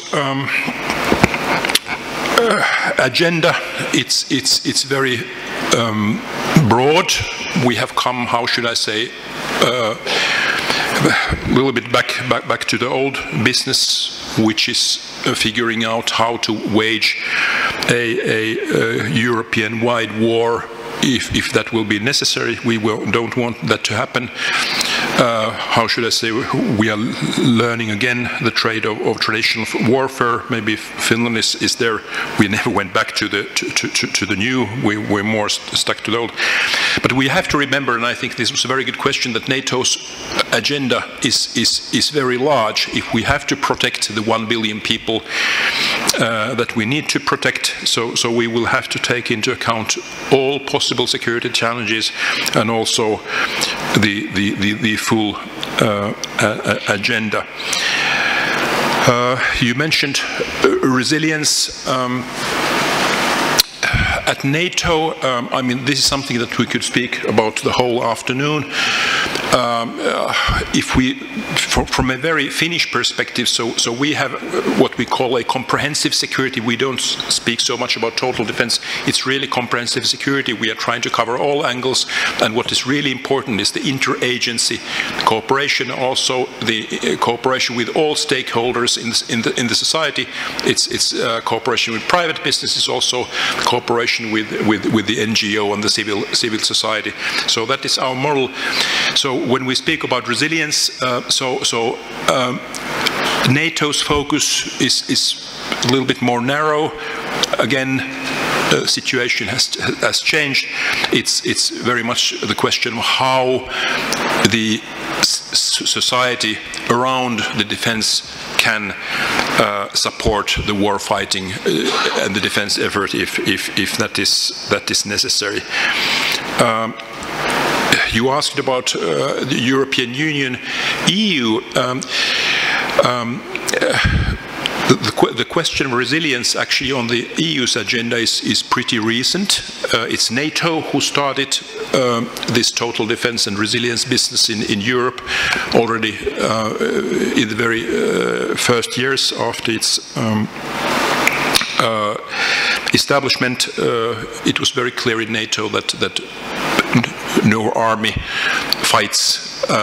can fight without the support of the society around it, and that has many aspects. Now, the EU has put a high gear on the resilience cooperation, and EU and NATO, of course, are pretty different organizations. NATO commitments, their political commitments, and NATO's requirements, their political requirements, of course, we think that they should be binding. But what the European Union is that they are really able to introduce EU-wide legislation through different directions, and there are now several directives in the pipeline that will strengthen resilience of EU member states. And here again, the EU's perspective is really full 360 degrees. EU is trying to cover all aspects of life. NATO is trying to keep, how should I say, the eye on the ball, which is hard security and defense. But I think this is an example which really explain why EU-NATO cooperation between these two very important organizations for our security is absolutely necessary. And at a staff level, I think at working level, the cooperation and dialogue, I think, is very well functioning, but there are political problems that prevent, at this point, the deepening of that cooperation. Of course, Turkey is a country who has, how should I say, questions about the implications of this kind of cooperation. Many other aspects regarding emerging disruptive technologies, cyber risks, cooperation in space. NATO is really a 5-domain operation: land, sea, and air, but also space and outer space. So this shows how big is our challenge. But I stop here. Thank you. Thank you, Mr. Ambassador. Now I'd like to turn to Professor Olsen and ask him a little bit about the Washington summit, which was really important in many ways with regards to the decisions that were made, and it also had a symbolic, obviously, importance. So would it be possible for you to outline the NATO policies that were decided during the summit and what it means for the path forward? Thank you, Director Gesser. Yes, using the Washington summit as point of departure, I'm asking myself the following question: what does NATO need to do to remain relevant in the years to come? And let me quote the great philosopher Bob Dylan: "The future is so bright I need shades, but the future is only bright if you pay attention to the changes that are occurring." So, since I have 5 minutes, I have 5 points. Number 1, political unity is the single most important factor for a strong, credible, and relevant alliance. Everything else is secondary. You need unity, you need cohesion. And how do you operationalize that? Well, it's the principle of solidarity. That is the sincere commitment to each other that an attack against one ally is considered an attack against all, as enshrined in Article 5 in the North Atlantic Treaty. It's the principle of consensus. As you may know, we do not vote in NATO. We work until we have consensus. In committees, it takes hours and hours. We have to agree on every single sentence, every single word, every single comma. We work by consensus. And we recognize that the failure to reach consensus means a loss for all. And the principle of consultation. We have throughout 75 years survived because we consulted with each other. You need to talk to each other in order to understand your national grievances and the specialities of your geography and your history and your culture. Consultation is key to keeping unity and cohesion. Number 2, NATO must continue to constantly adapt to the ever-changing strategic environment, to the new geopolitical circumstances. But as we continue to adapt, we have to remain true to our original purpose, the original purpose of the defensive alliance. If you look at the strategic concept of 2010 and compare it with the most recent in 2022, over those 12 years you will be amazed at how much has changed. But the purpose is the same, the mission is the same. Number 3, and my colleagues have also mentioned this, but for NATO to remain strong, we need to sustain American leadership and commitment. Let me be clear if there's any doubt of where I stand. There is absolutely no substitute for the transatlantic bond. NATO was designed for US leadership, and a strong US leadership remains crucial in all aspects of NATO decision-making and implementation. US military presence in Europe is critical for a credible collective deterrence and defense. So since NATO depends on the US, we Europeans must do a better job at explaining to the Americans that NATO is a good deal. We can do it by money, and we can do it by realpolitik. China was mentioned. The US should realize that the best way to handle China is to be part of NATO and not outside. Number 4, while NATO needs US commitment, NATO Europe must be capable of defending its territorial integrity in a situation in which the United States is engaged elsewhere. This is complementary, not contradictory. NATO Europe must contribute more to the overall strengthening of deterrence and defense. We need to contribute to more plans, command and control, capability and forces, the classics, but also resilience, enablement, the nuclear dimension we talked about earlier, and not least defense spending. Defense spending is how we measure a country's commitment to defense, perfect or not. And while 2% is regarded as the minimum now and was reiterated at the Washington summit, we must start thinking about a higher number, because with the developments today, 3% is more likely what is needed, if not more, because the world is getting ever more dangerous. Simply put, European allies taking more responsibility for their own strengthening of the defense will also improve and strengthen the transatlantic bond and encourage continued US commitment, whether it's a Democrat or a Republican at the helm. And this is not a zero-sum game, it is a win-win formula. The more we do, the more we can rely on the United States, but we will also be able to do things without them. Number 5, for NATO to stay relevant, we need to widen and deepen partnerships. Not all countries will be NATO members. We are, after all, the Euro-Atlantic region, but we can widen and deepen partnerships worldwide.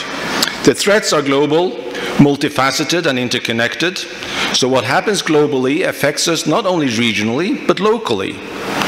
What China does in the South China Sea may affect how we operate in Europe. And at the Washington summit, there was a decision to increase the cooperation between the 4 most like-minded nations in the Asia-Pacific. Japan, South Korea, Australia, and New Zealand. We find them to be like-minded and have our basic values at their heart. So to conclude, and this is what you should remember when you go to bed tonight, for NATO to stay strong, we need 1, to maintain unity, 2, continue to adapt, 3, sustain American leadership, 4, do more ourselves, and 5, deepen and widen partnerships worldwide. Thank you. We'll definitely remember that and the heat in the room today. Now, Ambassador Wernhoff, I'd like to ask you about the role of NATO in Ukraine. Some important decisions were made during the Washington summit, but of course some of our panelists expressed concern whether if, Trump comes, how things will happen with the Euro-Atlantic alliance. How do you see the way forward, sir? The floor is yours. Thank you. Well, it's hard to say anything after your speech, because you took a lot of my words out of my mouth, and I know I had indicated to talk about Ukraine, but I think I did that already in the first panel. But of course, Ukraine and how NATO acts and what we will do together collectively will define the outcome of that war, and the outcome of that war will in many ways, which I think I said before, define what kind of an order we will end up with. But I'd like to start with a bird's view on where we are, because I think it is important, not becoming too philosophical though, but I think the West's dominance of global affairs and of the world and setting the agenda has lasted for around 500 years. That period is now starting to be over. Maybe we have already reached the pinnacle. Maybe that was in the late 40s with the UN Charter and with the NATO Charter. Beautiful documents, holy principles outlined. I'm not sure we would be capable of even drafting anything like that anymore. And as a diplomat, I look at these texts and I admire them deeply, not least the NATO treaty, 14 paragraphs, which gives us all the space we need to adapt to a changing environment, which NATO has done. I think that's the secret why NATO is still around and relevant.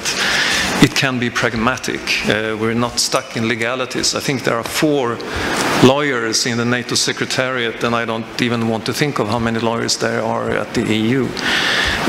But it's 2 different organizations totally. Anyway, my point is that we are in a global change, a shift, which is epic. It's Teutonic, what's going on, and we're in the midst of it, and it's very difficult to clearly see what is really going on. But there is a fragmentation going on, that's for sure. And I think that principle, which brings us down now to a multipolar world, and it might be even more multipolar in the decades to come, we don't know.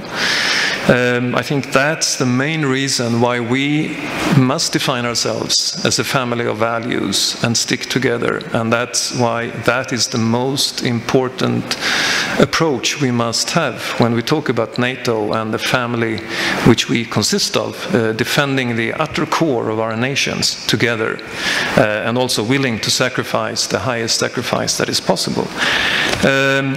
But in the fragmentized world, the political cohesiveness, which I think you elaborated so fine, exquisitely, is of course key.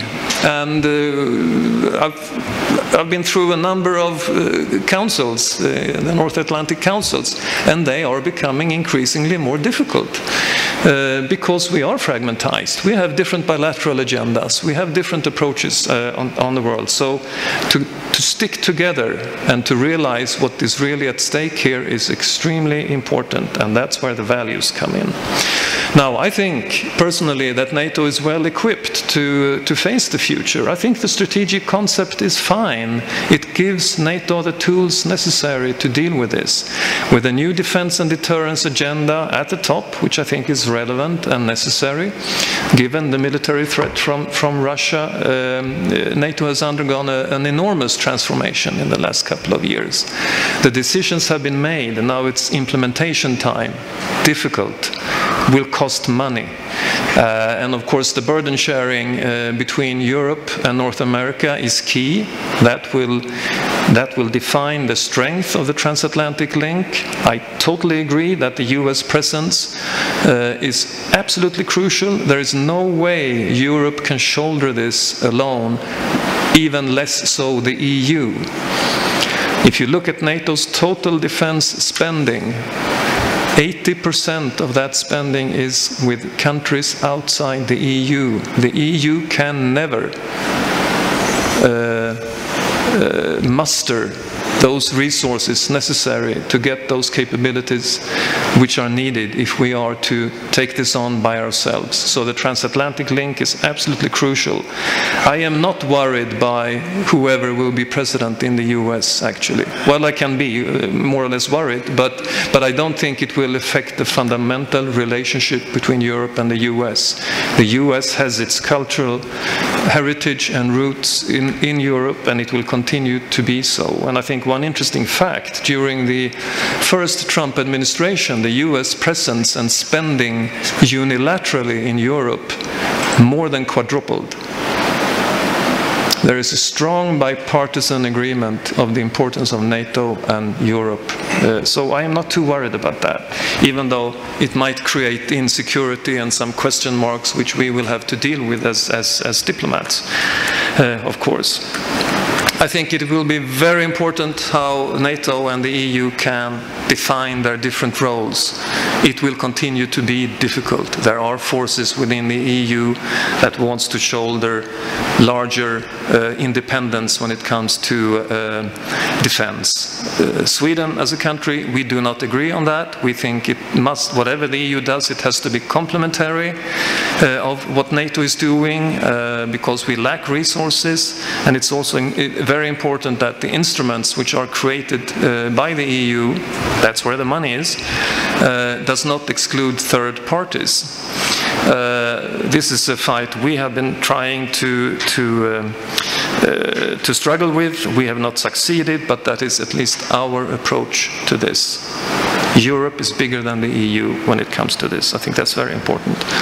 I also do believe that terrorism will be an increasing threat. I mean, this is defined as NATO's second threat.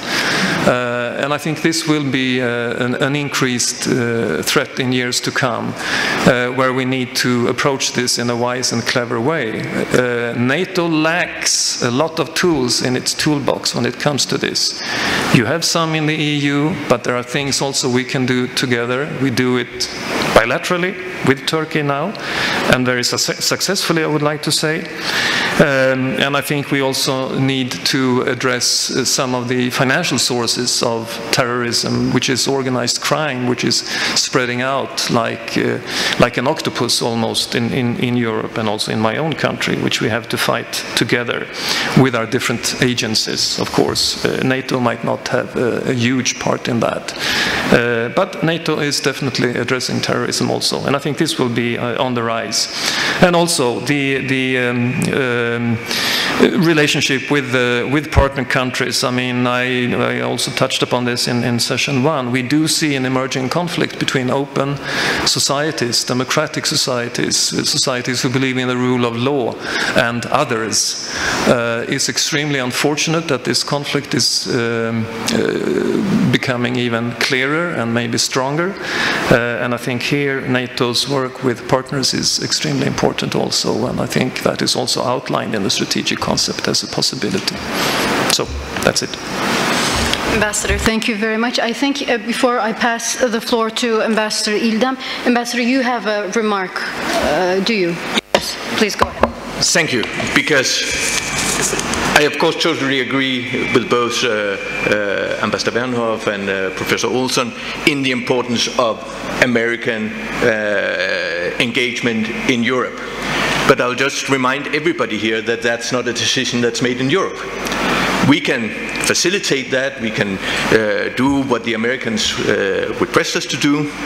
At the end of the day, this is decided in Washington, or even worse, it's decided in the rundown suburbs of Pittsburgh and Detroit. And I'm not complacent about the election, possible election of Trump. And I would suggest to all of you who are not afraid of nightmares to read this very interesting report by Malcolm Chalmers, the Deputy Director of Royal United Service Institute in London. He describes the possible consequences of a Trump win, including the possibility of the US withdrawing from NATO. And this is not a fringe scholar from a remote university in Copenhagen. This is one of the best experts that we have on international relations. And of course he says, I don't think it's likely. But it is still a possibility. And I think we must all here in Europe prepare ourselves just to think about what you said there's no substitute for the US, but what if the US leaves us? Then we will have to be able to substitute the US. And of course, 500 million rich and efficient Europeans ought to be able to deter 140 million alcoholic and corrupt Russians.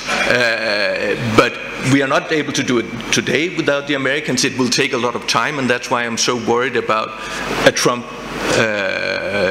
win, because that could push us into a situation where there's grave doubt about the solidity of our deterrence. Thank you.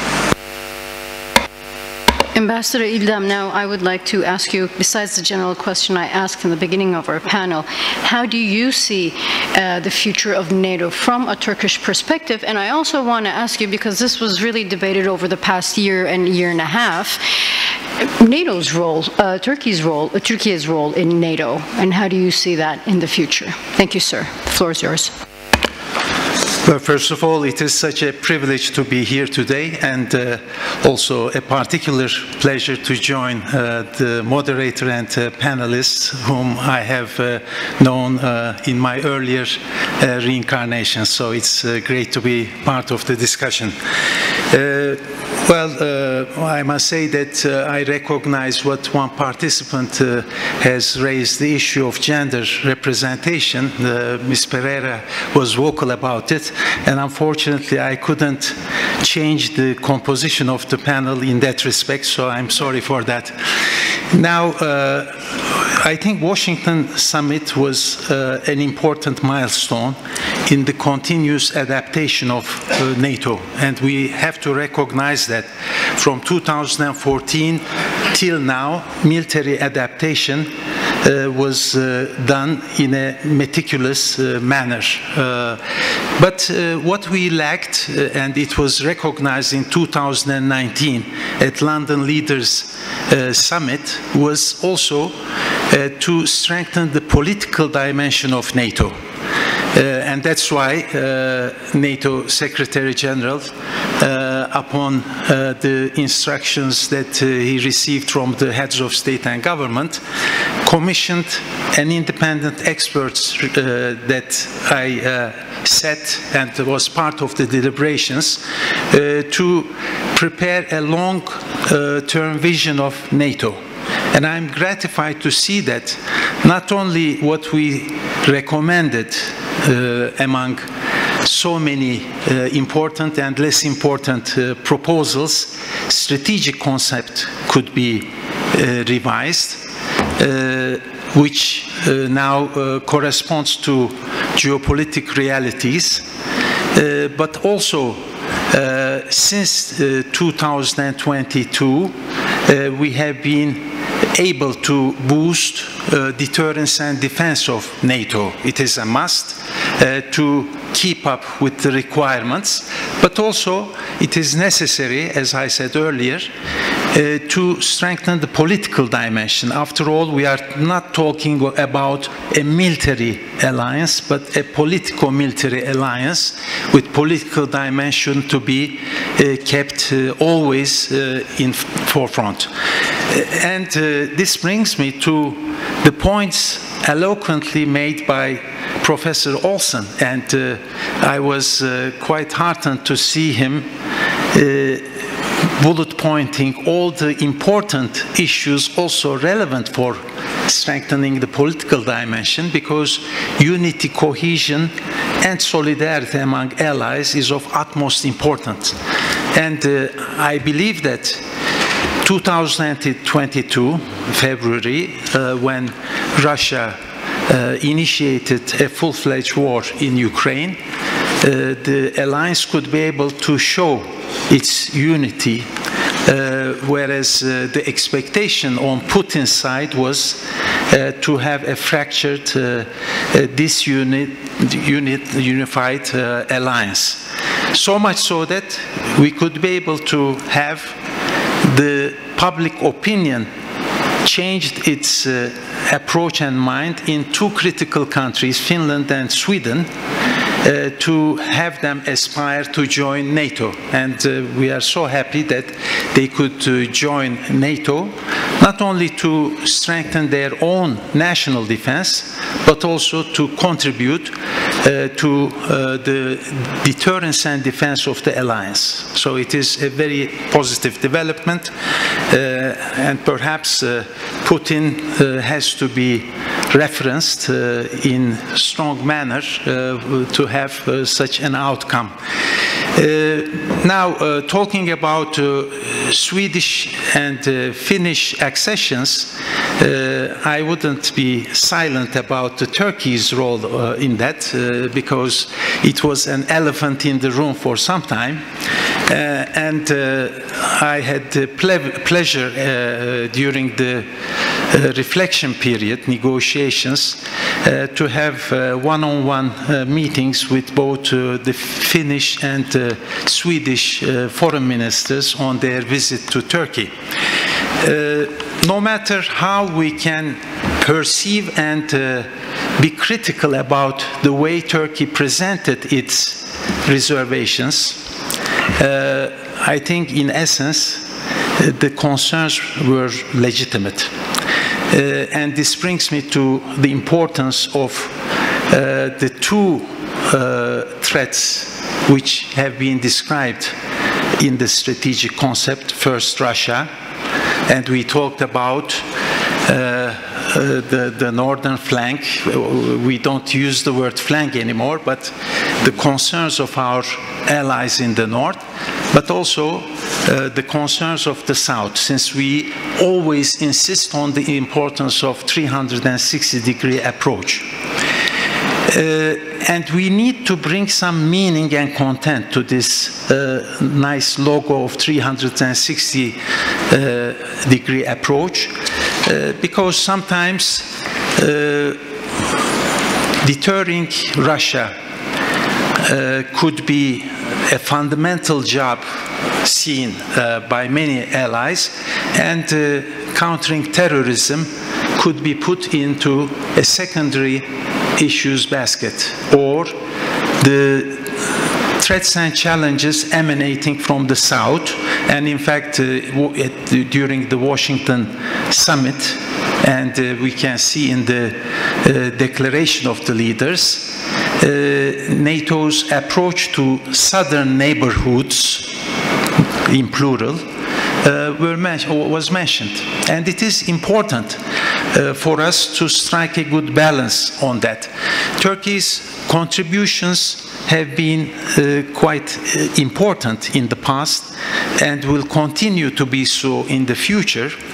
And I believe that when we talk about cohesion and unity, sometimes we see differences among individual allies to be influencing the perceptions of how NATO is seen in my country, Turkey, and also Turkey's image in different capitals. But there were and there will still be differences among allies in approaching to certain issues.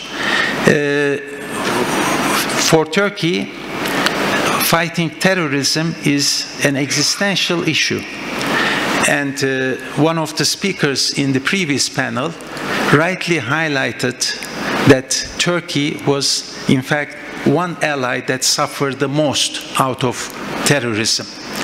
And of course, it is incomprehensible for any Turkish national, no matter which political affiliation he or she may have, to see an ally or allies siding with a terrorist organization in different forms. And in the strategic concept, we talk about terrorism in all its forms and manifestations.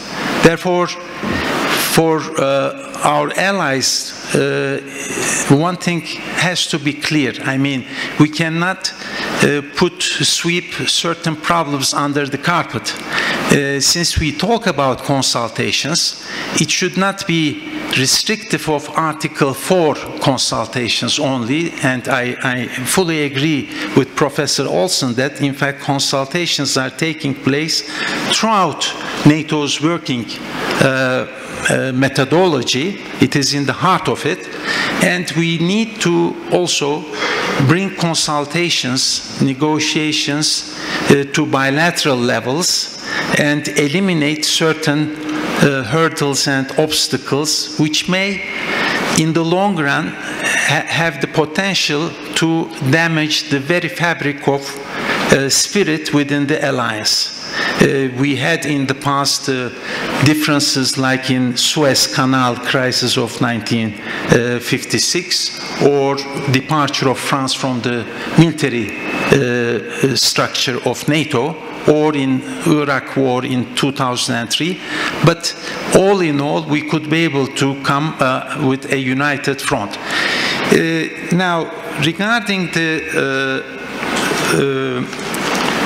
High North and what we have heard in the previous panel, the concerns are very valid and we need to understand more. So we are thankful to our Nordic colleagues to have shared their perspectives. There was mention of Black Sea, an important geographical area, which was in fact mentioned in the strategic concept, like Washington Summit Declaration, but also in EU's strategic compass document as a strategic region. And sometimes people may get carried away with the notion of, well, if there are certain difficulties and challenges and threats emanating from Russia in the Black Sea, why don't we convert it to NATO Lake? I urge all those colleagues who have such thinking behind their approach to be absolutely prudent.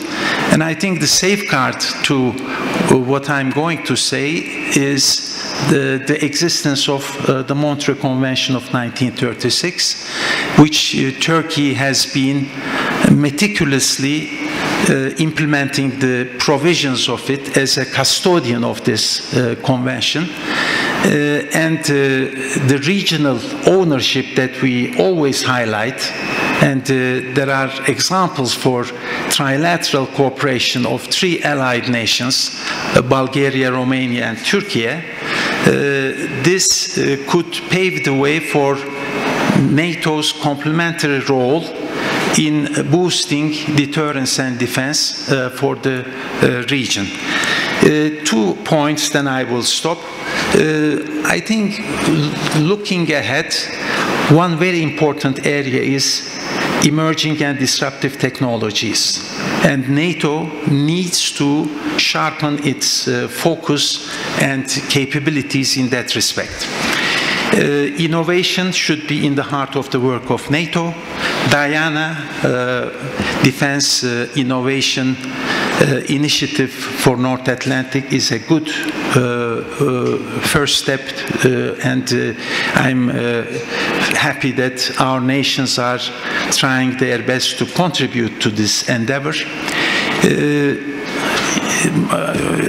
Ambassador Verhoef has referred to capabilities, 80% of the capabilities of NATO coming from non-EU allies, referring mainly to the United States probably, but we shouldn't forget the contributions insofar as capability creation of non-EU allies like Turkey.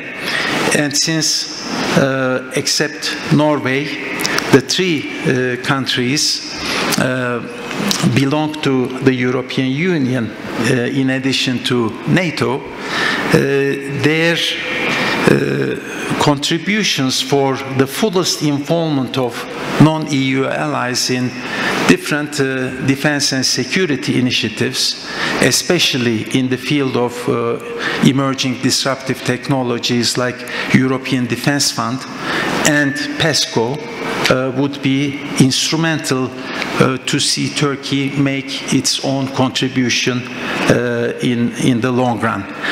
Resilience came up several times, and I find it extremely important.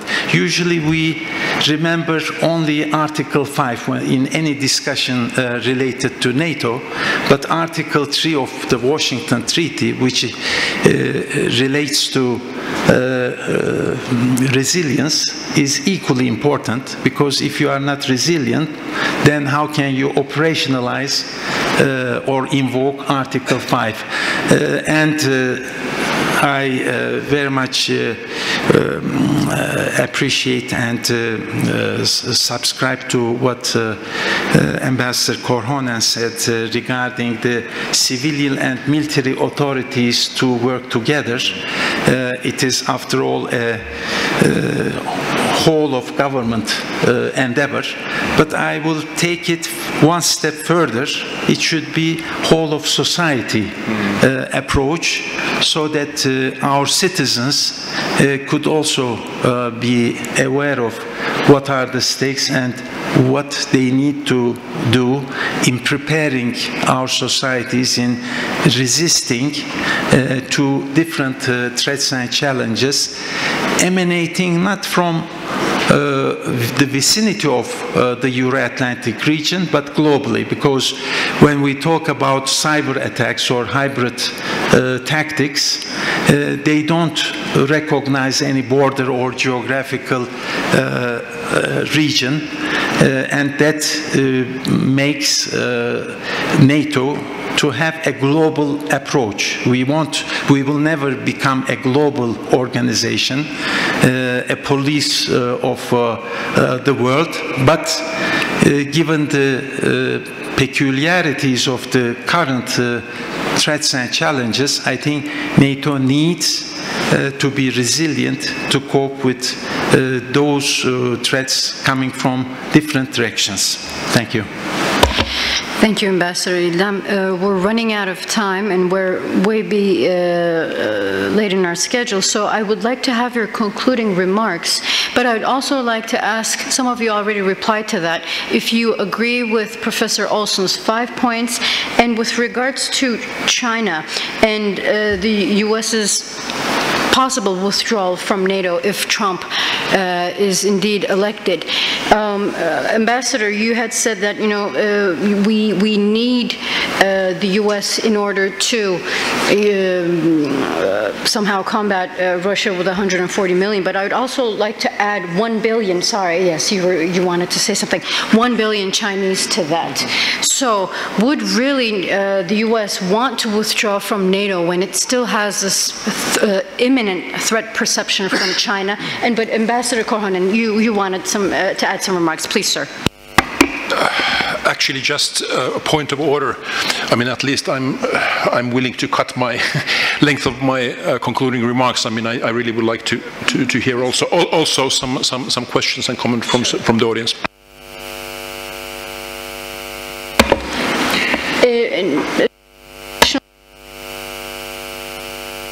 Then let's to the QA session. Ambassador, please, Şafak Göktürk. And if everyone can introduce themselves. Şafak Göktürk, retired ambassador. Well, I would like to thank all the panelists for the brilliant statements, and I should particularly welcome Ambassador Axel Wernhoff, my good colleague, as our terms coincided in Oslo for over 4 years. We had to bid farewell to him and send him to NATO just a few weeks before I departed myself, and I know the kind of ordeal that he has been through on his new assignment. Now,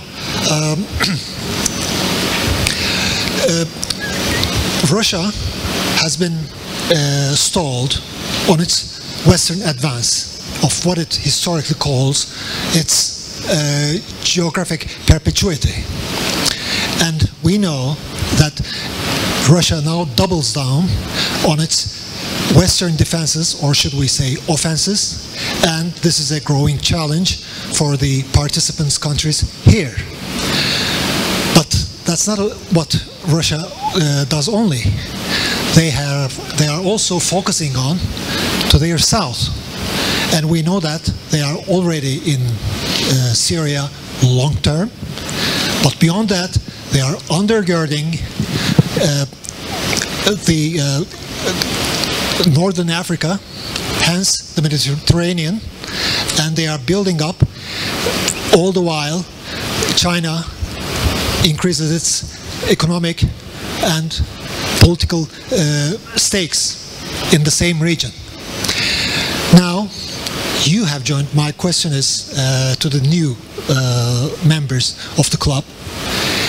You have joined NATO and have become members of an alliance which has to deal with a wider geopolitical area, let's say a bigger jungle.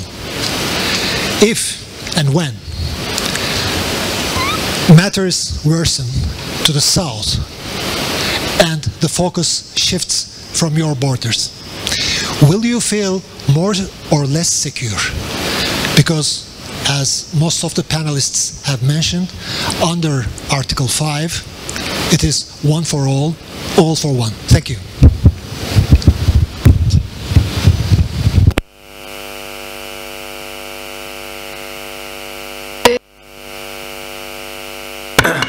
I can try.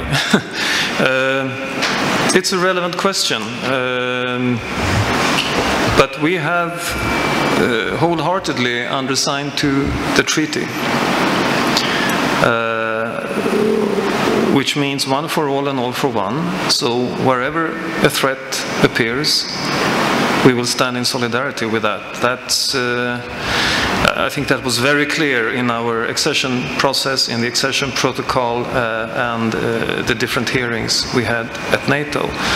Now, I'm not sure if you sort of indicate the Russian presence also in the south, and if a threat could, come from that direction, but being fueled by Russia. But in my mind, it doesn't really matter. If an ally is attacked, be it in the south or in the north, I don't see any reason for us to inflate or devalue our commitment.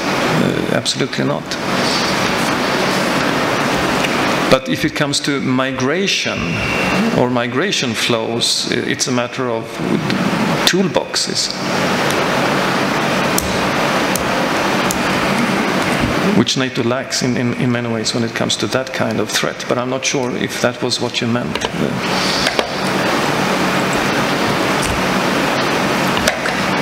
Professor, do you want to add something? Or anyone else?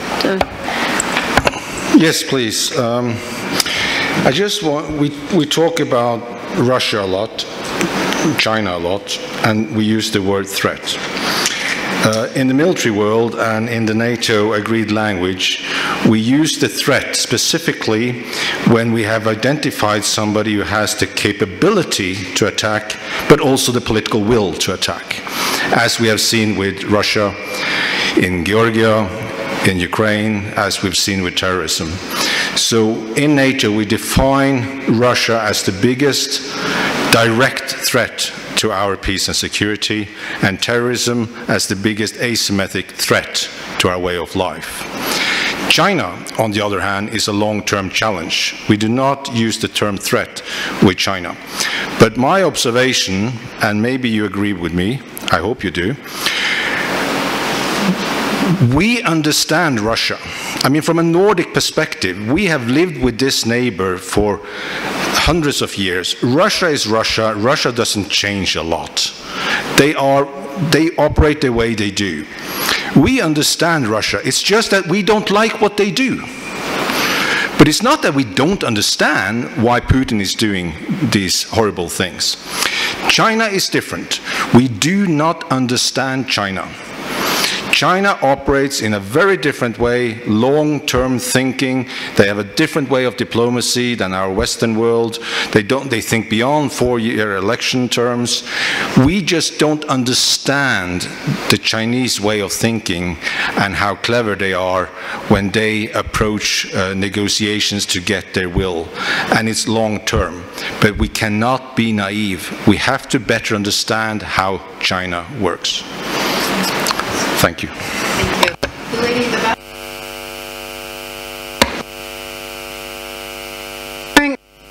That spoke about gender equality in the first session. You wanted to ask a question, didn't you?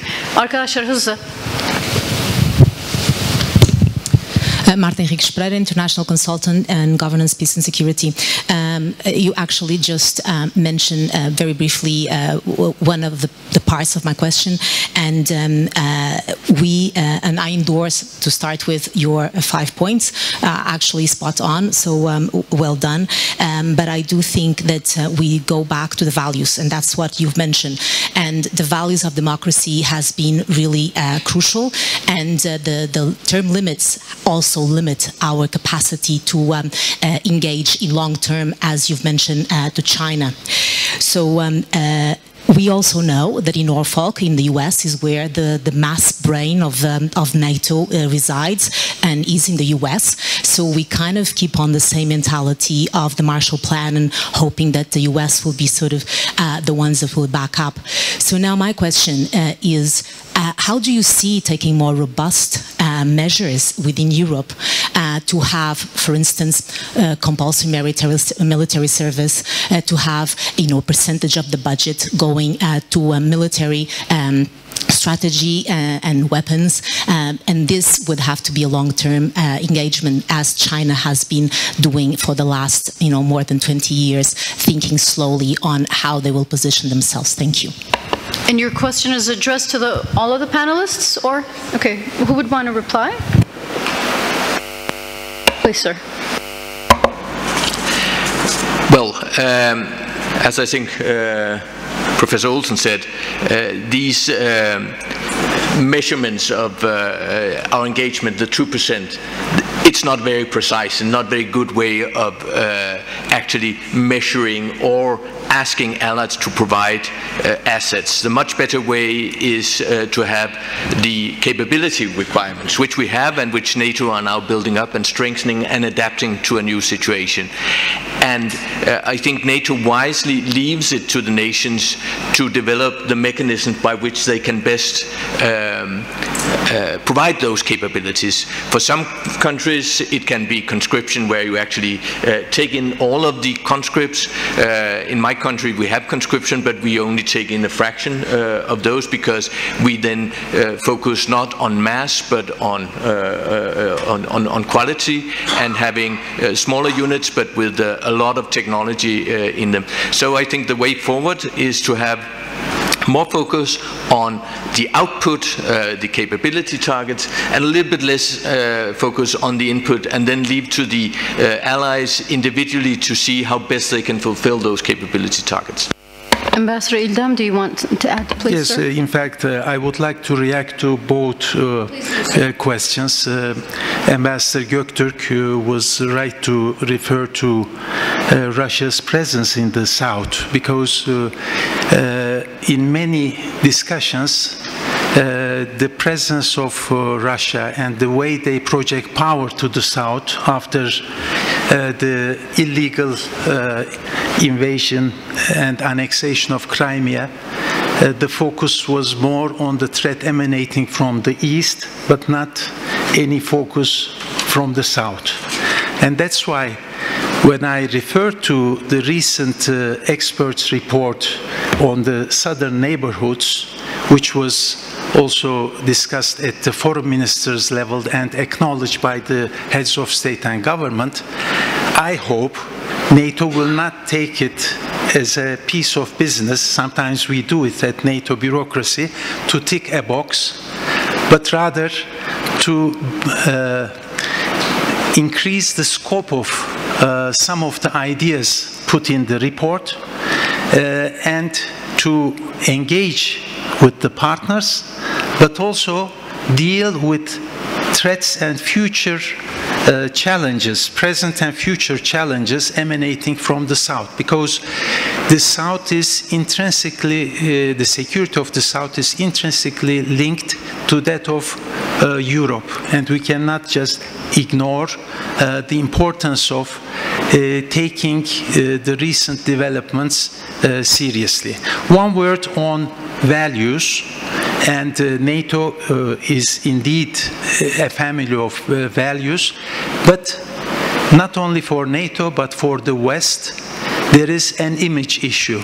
I have attended a meeting organized last year in Como, and it was with the representatives of what we call Global South. And there is an image issue of the West for having double standards in applying international instruments and the provisions. And I think we need to be extremely careful about it, because if the West's in general, but NATO's credibility is tarnished because of this baggage, then we cannot be able to act as a reliable interlocutor if we want to increase our partners. And Professor Olsen was referring as one important element to increase our partnerships. We have Mediterranean Dialogue and Istanbul Cooperation Initiative groupings with the members of whom we engage. Now we are opening as NATO liaison office in Jordan. These are all good developments, but I think we need to have the ability to make it more interest-oriented rather than demand-driven approach while engaging with these partners, and to make sure that NATO is one partner to have capacity building in their expectations to be fulfilled. Ambassador Ildam, thank you very much. Ambassador Van Hoof, I think you have something to add. Very briefly also, but again, the Russian presence, not least in the south or in Africa, is of an enormous concern. Maybe not that we can experience a military threat from it, but we can experience other threats. It could be migration, it could be terrorism, but not least also a continued tainting of the image of the West.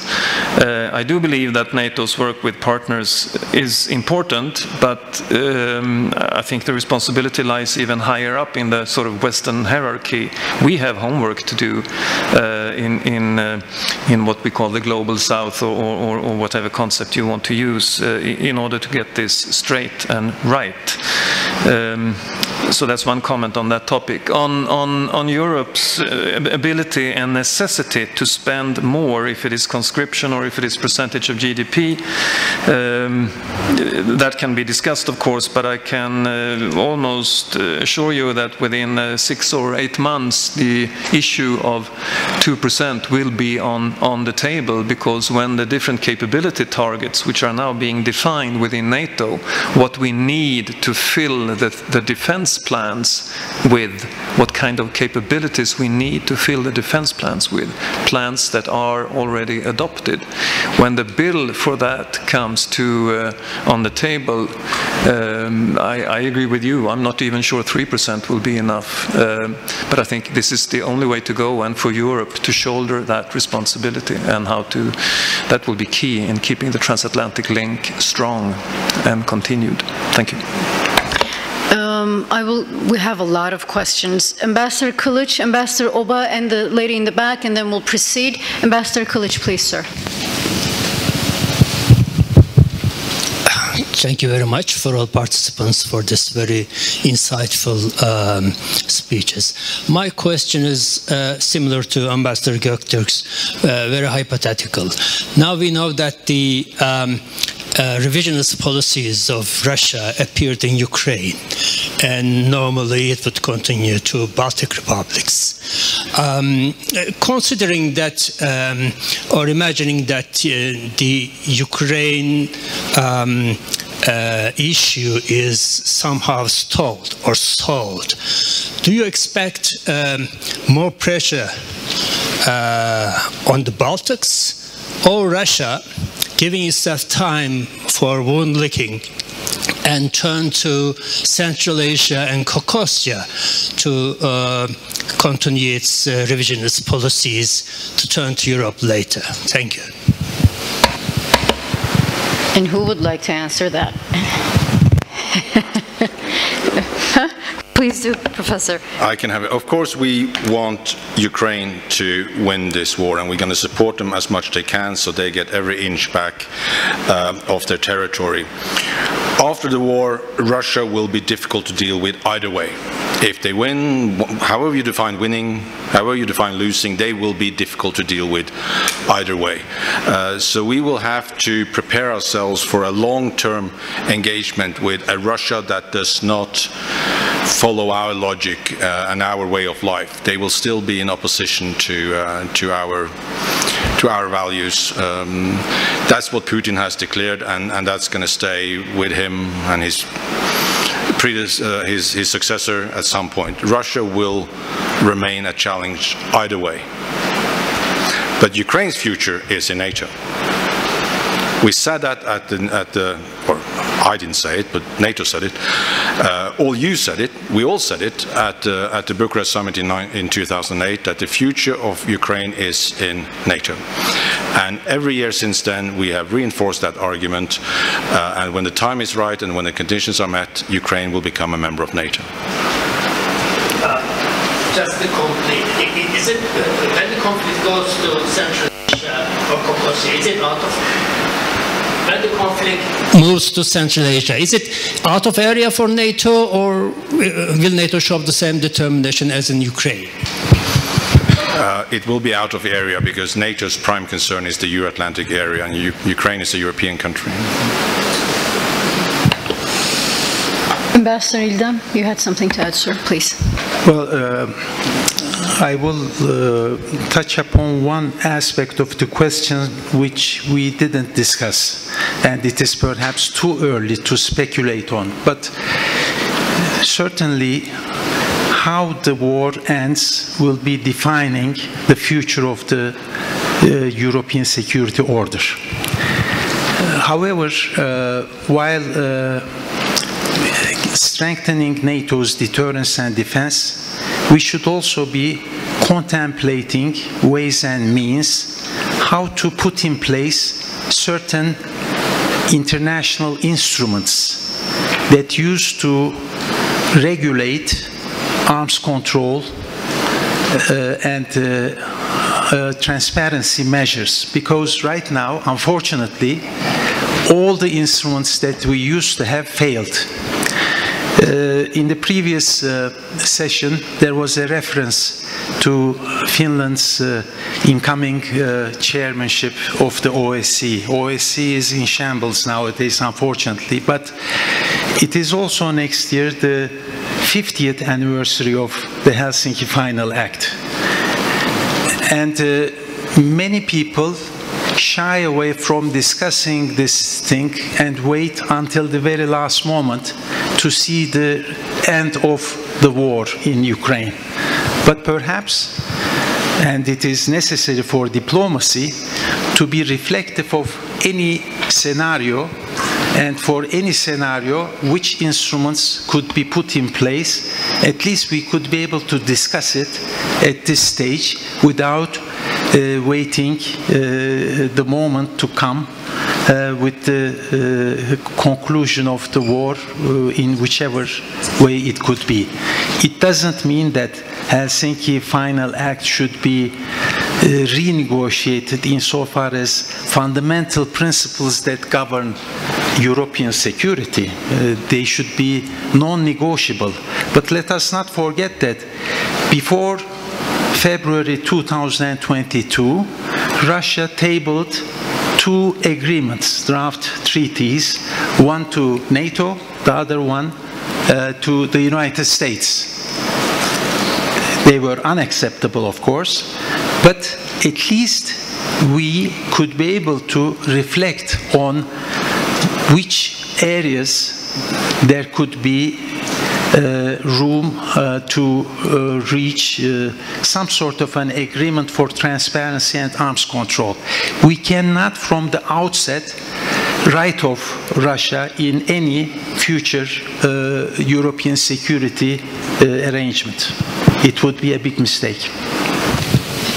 Any remarks on that? No.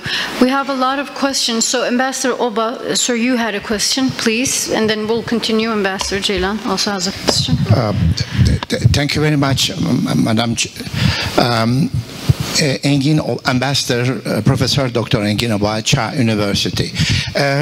Well, I would like to bring a new perspective to the discussions, looking from the diplomatic history and political philosophy. We are discussing war. We are discussing an important country which is constituting a danger for the future of the West Atlantic world, Russia. We Turks, we suffered a lot from this country as well. Russians were the most important element to create the collapse of the Ottoman Empire. The Turks were not able to see the emergence of this danger, unfortunately. This was a great strategic failure that they made.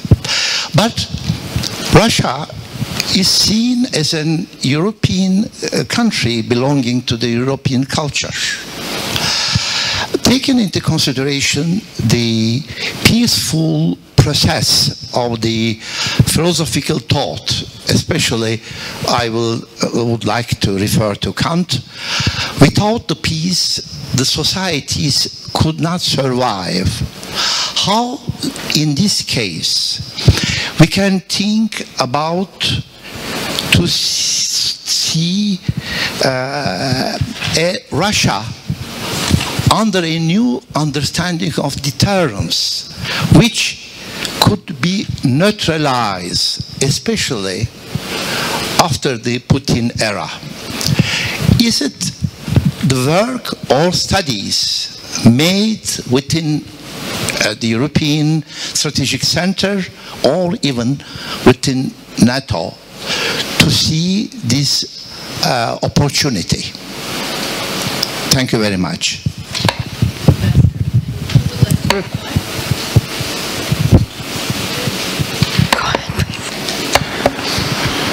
I've always thought that the next generation in Russia is our hope, and for every generation that hope goes a little bit away. But there is, of course, an opposition in Russia, and if it can be heard in the future with internet and everything we have, we're more interconnected than ever. I think there is hope that there at some point will be forces that would like to see the value of our values rather than being in opposition to them. But it's very difficult to change the regime that they have come to know for so many years. And Putin has missed every opportunity to meet an opportunity. He has missed every educational reform, social reform, military reform. They're just sticking to the old way of doing things, and it's very sad. But I hope the next generation in Russia will be more in our direction. But it's a hope. It's not more than that. And the lady in the back that has been waiting patiently, please go ahead.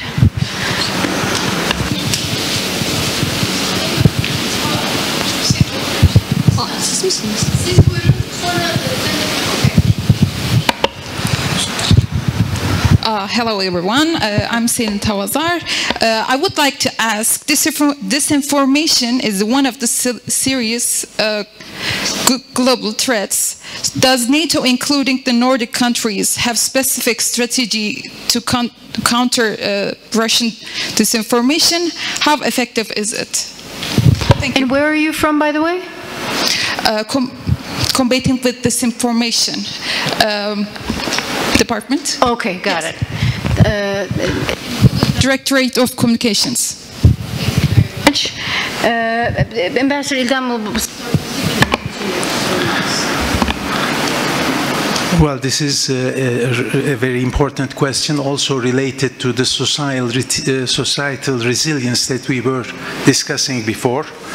This information is definitely one area that each individual allied nation should sharpen its capacity, but also NATO as a whole. And since I served as NATO Assistant Secretary General for Public Diplomacy in charge of strategic communications, during my time we were up into speed to make sure that we have enough capacity to detect and deter waves of disinformation coming from different directions, not only Russian activities, but even during COVID-19 we have seen other actors playing a role.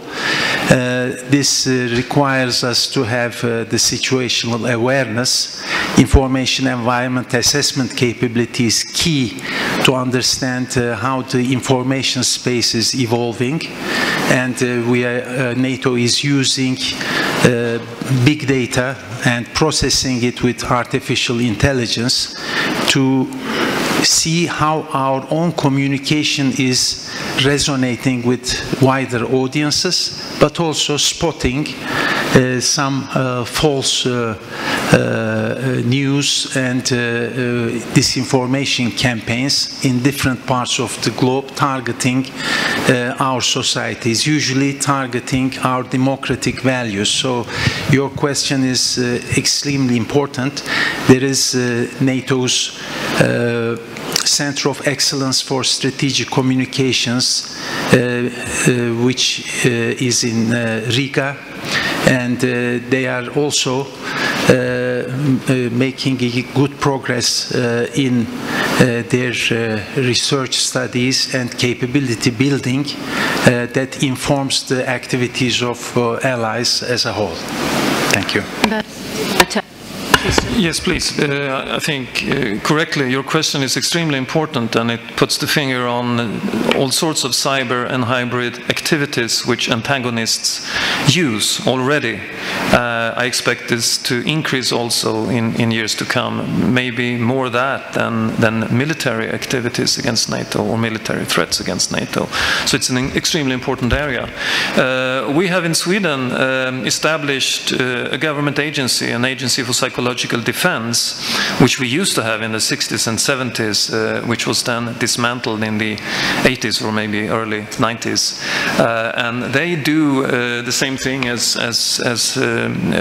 NATO is doing. They scan what is going on the internet, on different websites, and try to see if there are abnormal activities. Do we see any activities in relation to when we have elections, for instance, and trying in different ways to counter that, and just making people aware that things are going on. It's a very delicate thing to engage in also. We don't want the truth ministry, you know, but we do need to keep track of this and also try to see from where it emanates. So yes, we are active on this front. Questions. There's a very eager gentleman in the back with the gray suit, then the lady that you mistakenly went to, and then Ambassador Ceylan. Evet. By the way, if you're going to ask anything about Palestine, we do have another panel on the 25th where we'll be having the Ambassador of Norway, Slovenia, and one more country, I forgot, and the Ambassador of Palestine. So we will be discussing that comprehensively. So please leave your questions with regards to the issue in Gaza for the 25th. Go ahead, young man. Sure, thank you. I'm Caner Arıhan. I'm an attorney at law based in Ankara with a keen interest in international politics and also history. My question is to His Excellency, Mr. Ambassador Axel Wernhoff from Sweden. I was quite astonished when he mentioned that the West led the Western hegemony in international politics ended in around 1940s. And I was like quite surprised, but I think he describes the international order as bipolar between 1940s and 1991, so to speak. But he he said this order is shifting. So my question is, what kind of an order, an international order, do you foresee? Like also another bipolar order between the West and China, or maybe a multipolar order? Thank you very much. And also, I quote his comments on first Trump presidency. So, do you foresee a second Trump presidency? Thank you very much. Ambassador, please. Well, I speculated, of course, and I think it might have been the pinnacle, actually, when these treaties and the UN Charter was designed and formulated, and the intent behind it and the whole Bretton Woods system was set up. And they have they have passed the test of time, but I think one way the pinnacle might have been the drafting of those documents. What we see is a fragmentation, and I think I said that. We don't have the same hegemony anymore, and we see a fragmentized world, and we have to deal with it. And what we have to rally around are those values which are ours at the core of our hearts, so to speak, and also be able to defend them if they are attacked, also attacked military. So I see a continuation of fragmentation and a very, very difficult landscape ahead of us. I don't want to speculate where all this will end, if it will end in armed conflicts, if it will end in some sort of new stability. I honestly don't know. Okay. Please. Thank you. Actually, Professor Olsen already answered the first part of my question. I was going to ask regarding China. He already. Sorry, I know you, but many people might not know. Please introduce yourself. I'm Melahat Çelebiözü. I'm a freelance foreign policy expert. And I would like to ask a follow-up question regarding China. As you said, it's very difficult to define China as a threat for NATO. However, the US defines China above Russia as a threat. And US can be very, aggressive to NATO to make it accept as a threat, and it has a lot of leverage over NATO, and they are very involved with Taiwan issue and all the Chinese Sea over there. So if there is some kind of military engagement or some other kind of de facto thing going to happen, will the European countries be able to gain some time or discuss this, or they will just be involved involuntarily for all of you? Thank you. Okay.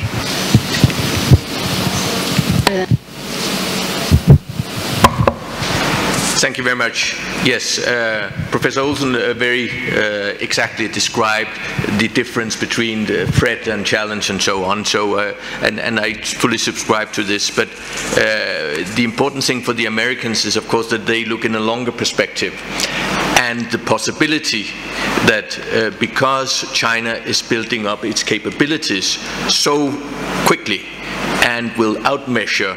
It outmeasures Russia also now several times. It will perhaps become on a level of parity with the US. That's at least the Chinese ambition, and that's why the American focus so much on China.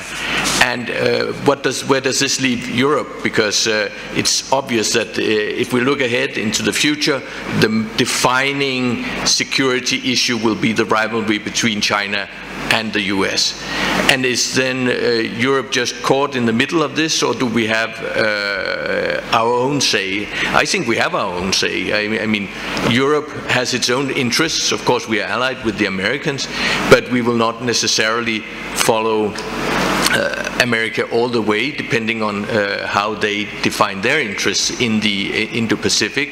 I think there's an interesting discussion ongoing in Europe, and we have also sharpened our attitude towards China, because we see through all of the hybrid war that's ongoing. It's described in the NATO declaration from the last summit, but the EU is also very explicit about Chinese espionage, Chinese attempts to gain influence, to gain control of critical infrastructure, all of that, and we are beginning to defend ourselves against this. So I think in a positive scenario, we will do this jointly, EU and NATO together, and continue to, or EU and the US together. But in the future, who knows, we might also diverge. Well, just a few words on China. Yes, indeed, there was quite a difference of approach between the United States and European allies. But I think for the first time in 2019 in London leaders meeting, they were able to come up with a language related to China, and like as Professor Olson has said, China is not a threat to NATO, but a long-term challenge with its coercive policies against our interests, security and values. And I'm sure that there will be some pressure in the long run coming from the United States, but the thing we all have to recognize is that the decisions are made on the basis of consensus, and these differences will need to be taken into consideration. One point on China, and it is not mentioned, engaging China would also be important, and constructive engagement has been pronounced not only in the strategic concept but also in the Washington summit declaration on selected key areas like transparency measures, arms control, climate change, and I'm surprised we haven't touched upon climate change in our discussion today, which is also a very important element to bear in mind. One last point on Trump possible election. Many are concerned about what he could do in terms of United States stand within NATO and its future engagement.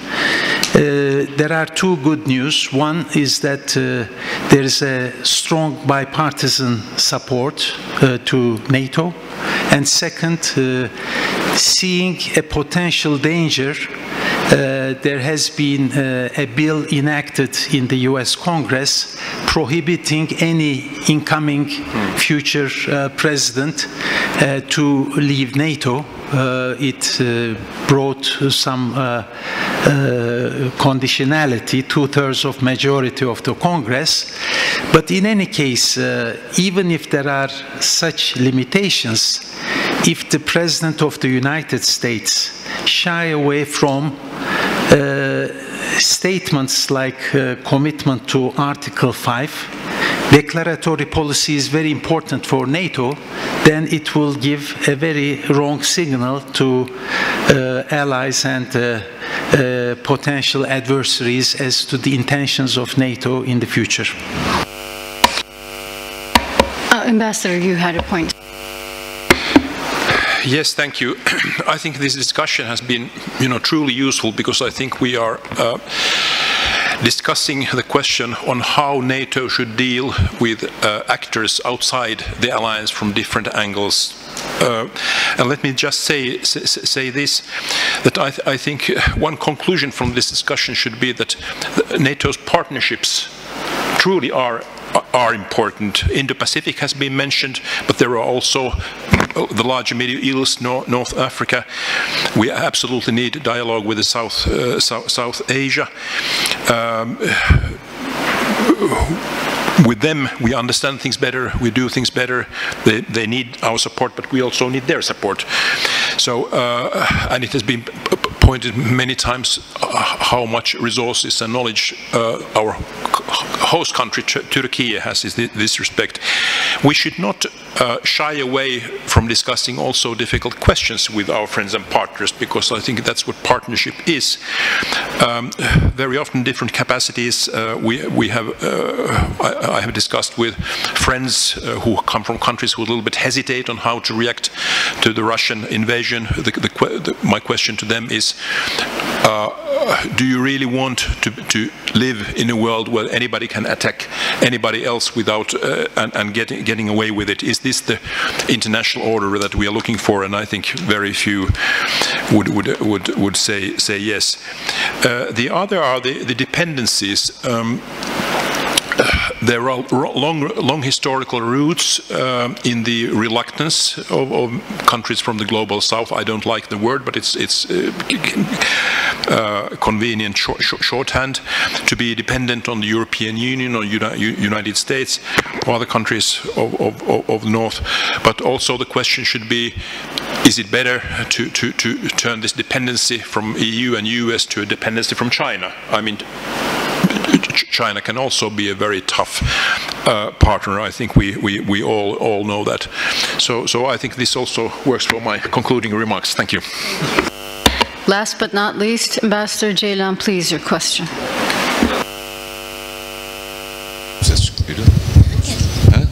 Okay. Thank you. It's been a very, great panels, 2 panels with thought-provoking views shared by allied representatives here today. I shall make one historical note and pose a question on China. Okay. The historical note is with regard to the core tasks of NATO.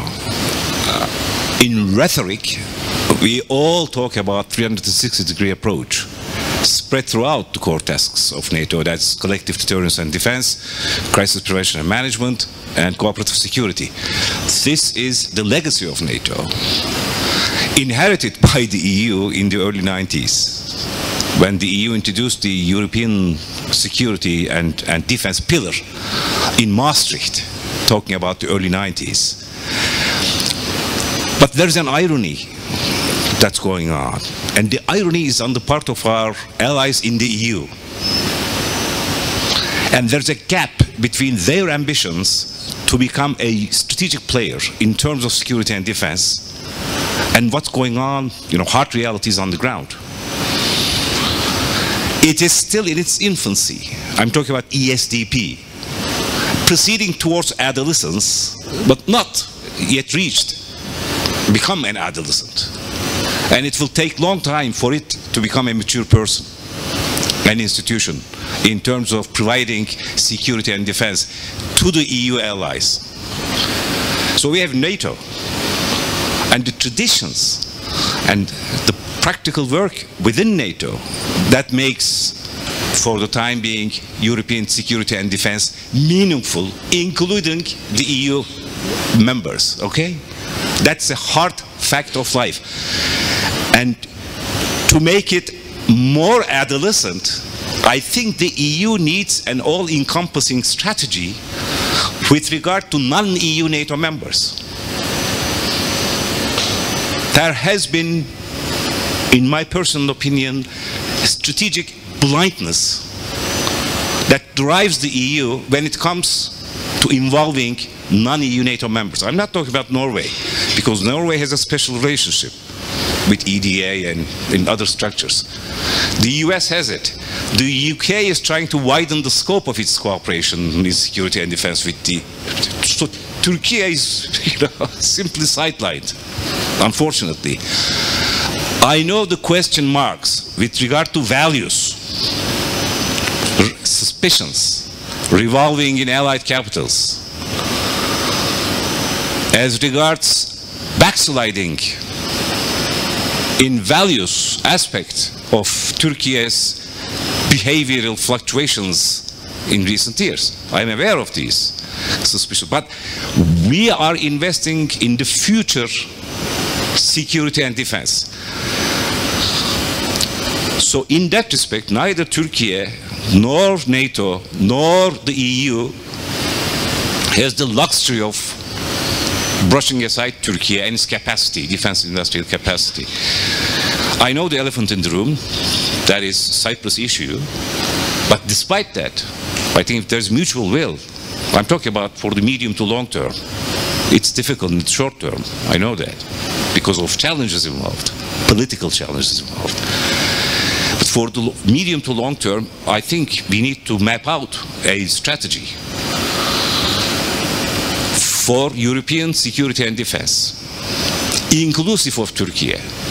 And that requires widening the scope of dialogue between Turkey and the European Union. Certainly,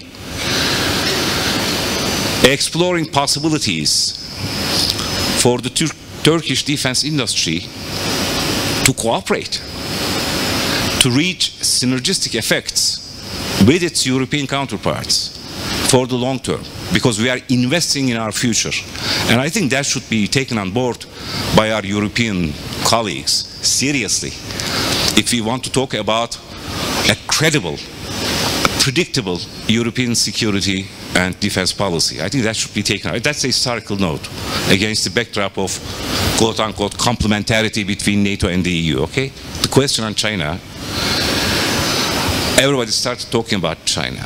Ambassador Zilmer Johns, he's right. I mean, on his urging, we were able to have one informal lunch discussion devoted to China. Maybe you remember it. That was at the German ambassador's residence, right? And then it appeared in 2019. And the main driving force behind it was the United States, not the Europeans per se. Okay? One sentence in London. Elaborated more in 2022. But in the 5th place, talking of the gamut of threats and risks, China appears in the 5th place. That should be noted. I think most and foremost by our American friends. And if you look at the picture and compare the US and Chinese strategies, China is much softer on the United States because it doesn't want to confront militarily with the United States.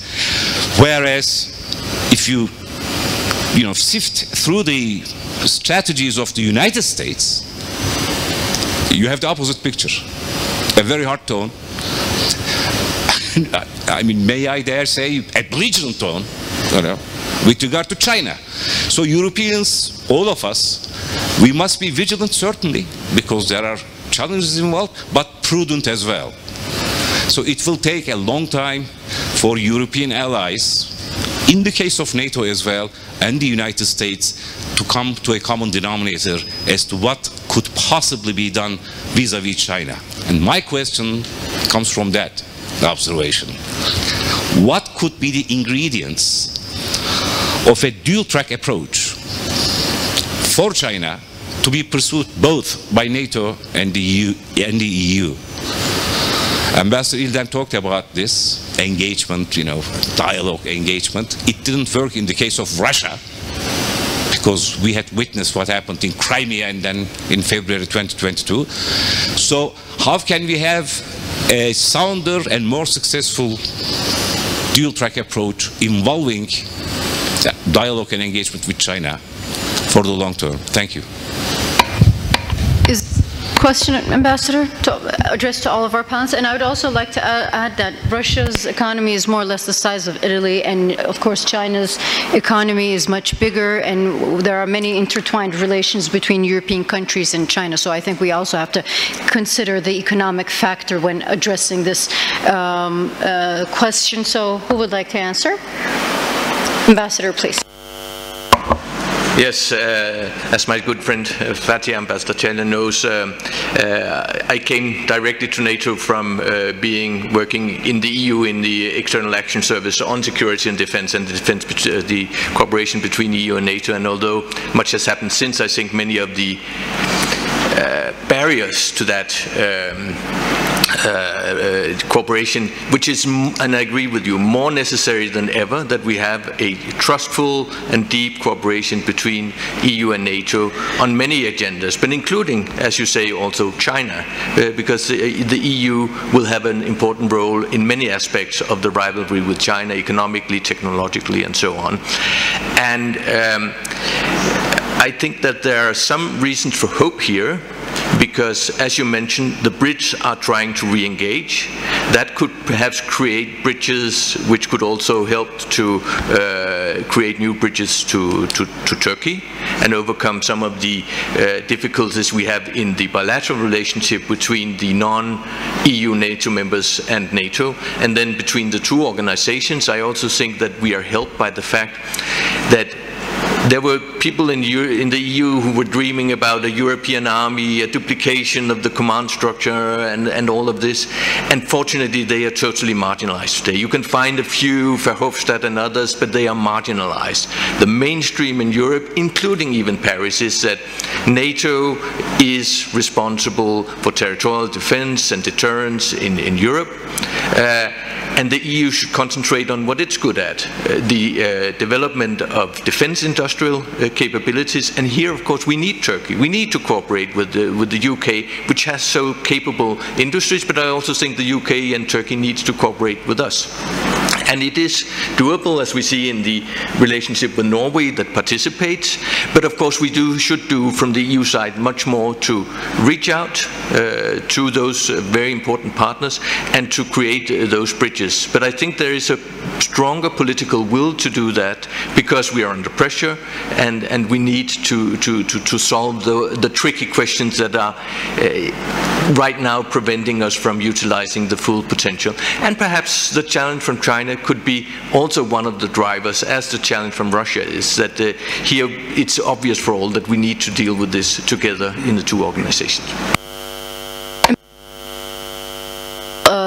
We have, I think, a reception to attend. And please, sir, your concluding remarks. Just to highlight the important news shared by Professor Olsen regarding the lifting of restrictions for sales and technology transfer to Turkey. It is also in line with the language of the Washington Summit Declaration and the NATO 2030 report that I humbly contributed to, because we need to eliminate arguments for those allied nations to go outside of NATO to procure certain systems, and that's why it is a positive development that I want to recognize. Regarding the engagement with China, and you refer to dual-track approach with Russia, and I must say that for dual-track approach to be sound, you need to have a position of strength that we were referring to earlier. And I think in 2008, during and after the Georgian War, perhaps NATO made a historical mistake to go back to business as usual so quickly. That prompted Russia to perhaps aspire to gain grounds in different areas, not only in Georgia but in Ukraine, leading to this unacceptable annexation in 2014 and full-fledged war in 2022. So if NATO is strong, and I refer to emerging and disruptive technologies, and China is one important competitor, if NATO is strong in that respect, I think engagement avenues should be utilized.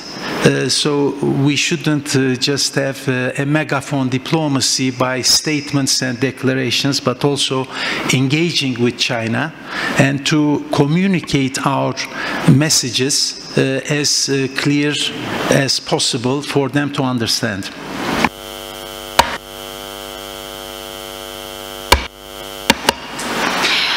First of all, I'd like to There's going to be a reception, so if you have a question, please ask it then, because we've exceeded our time.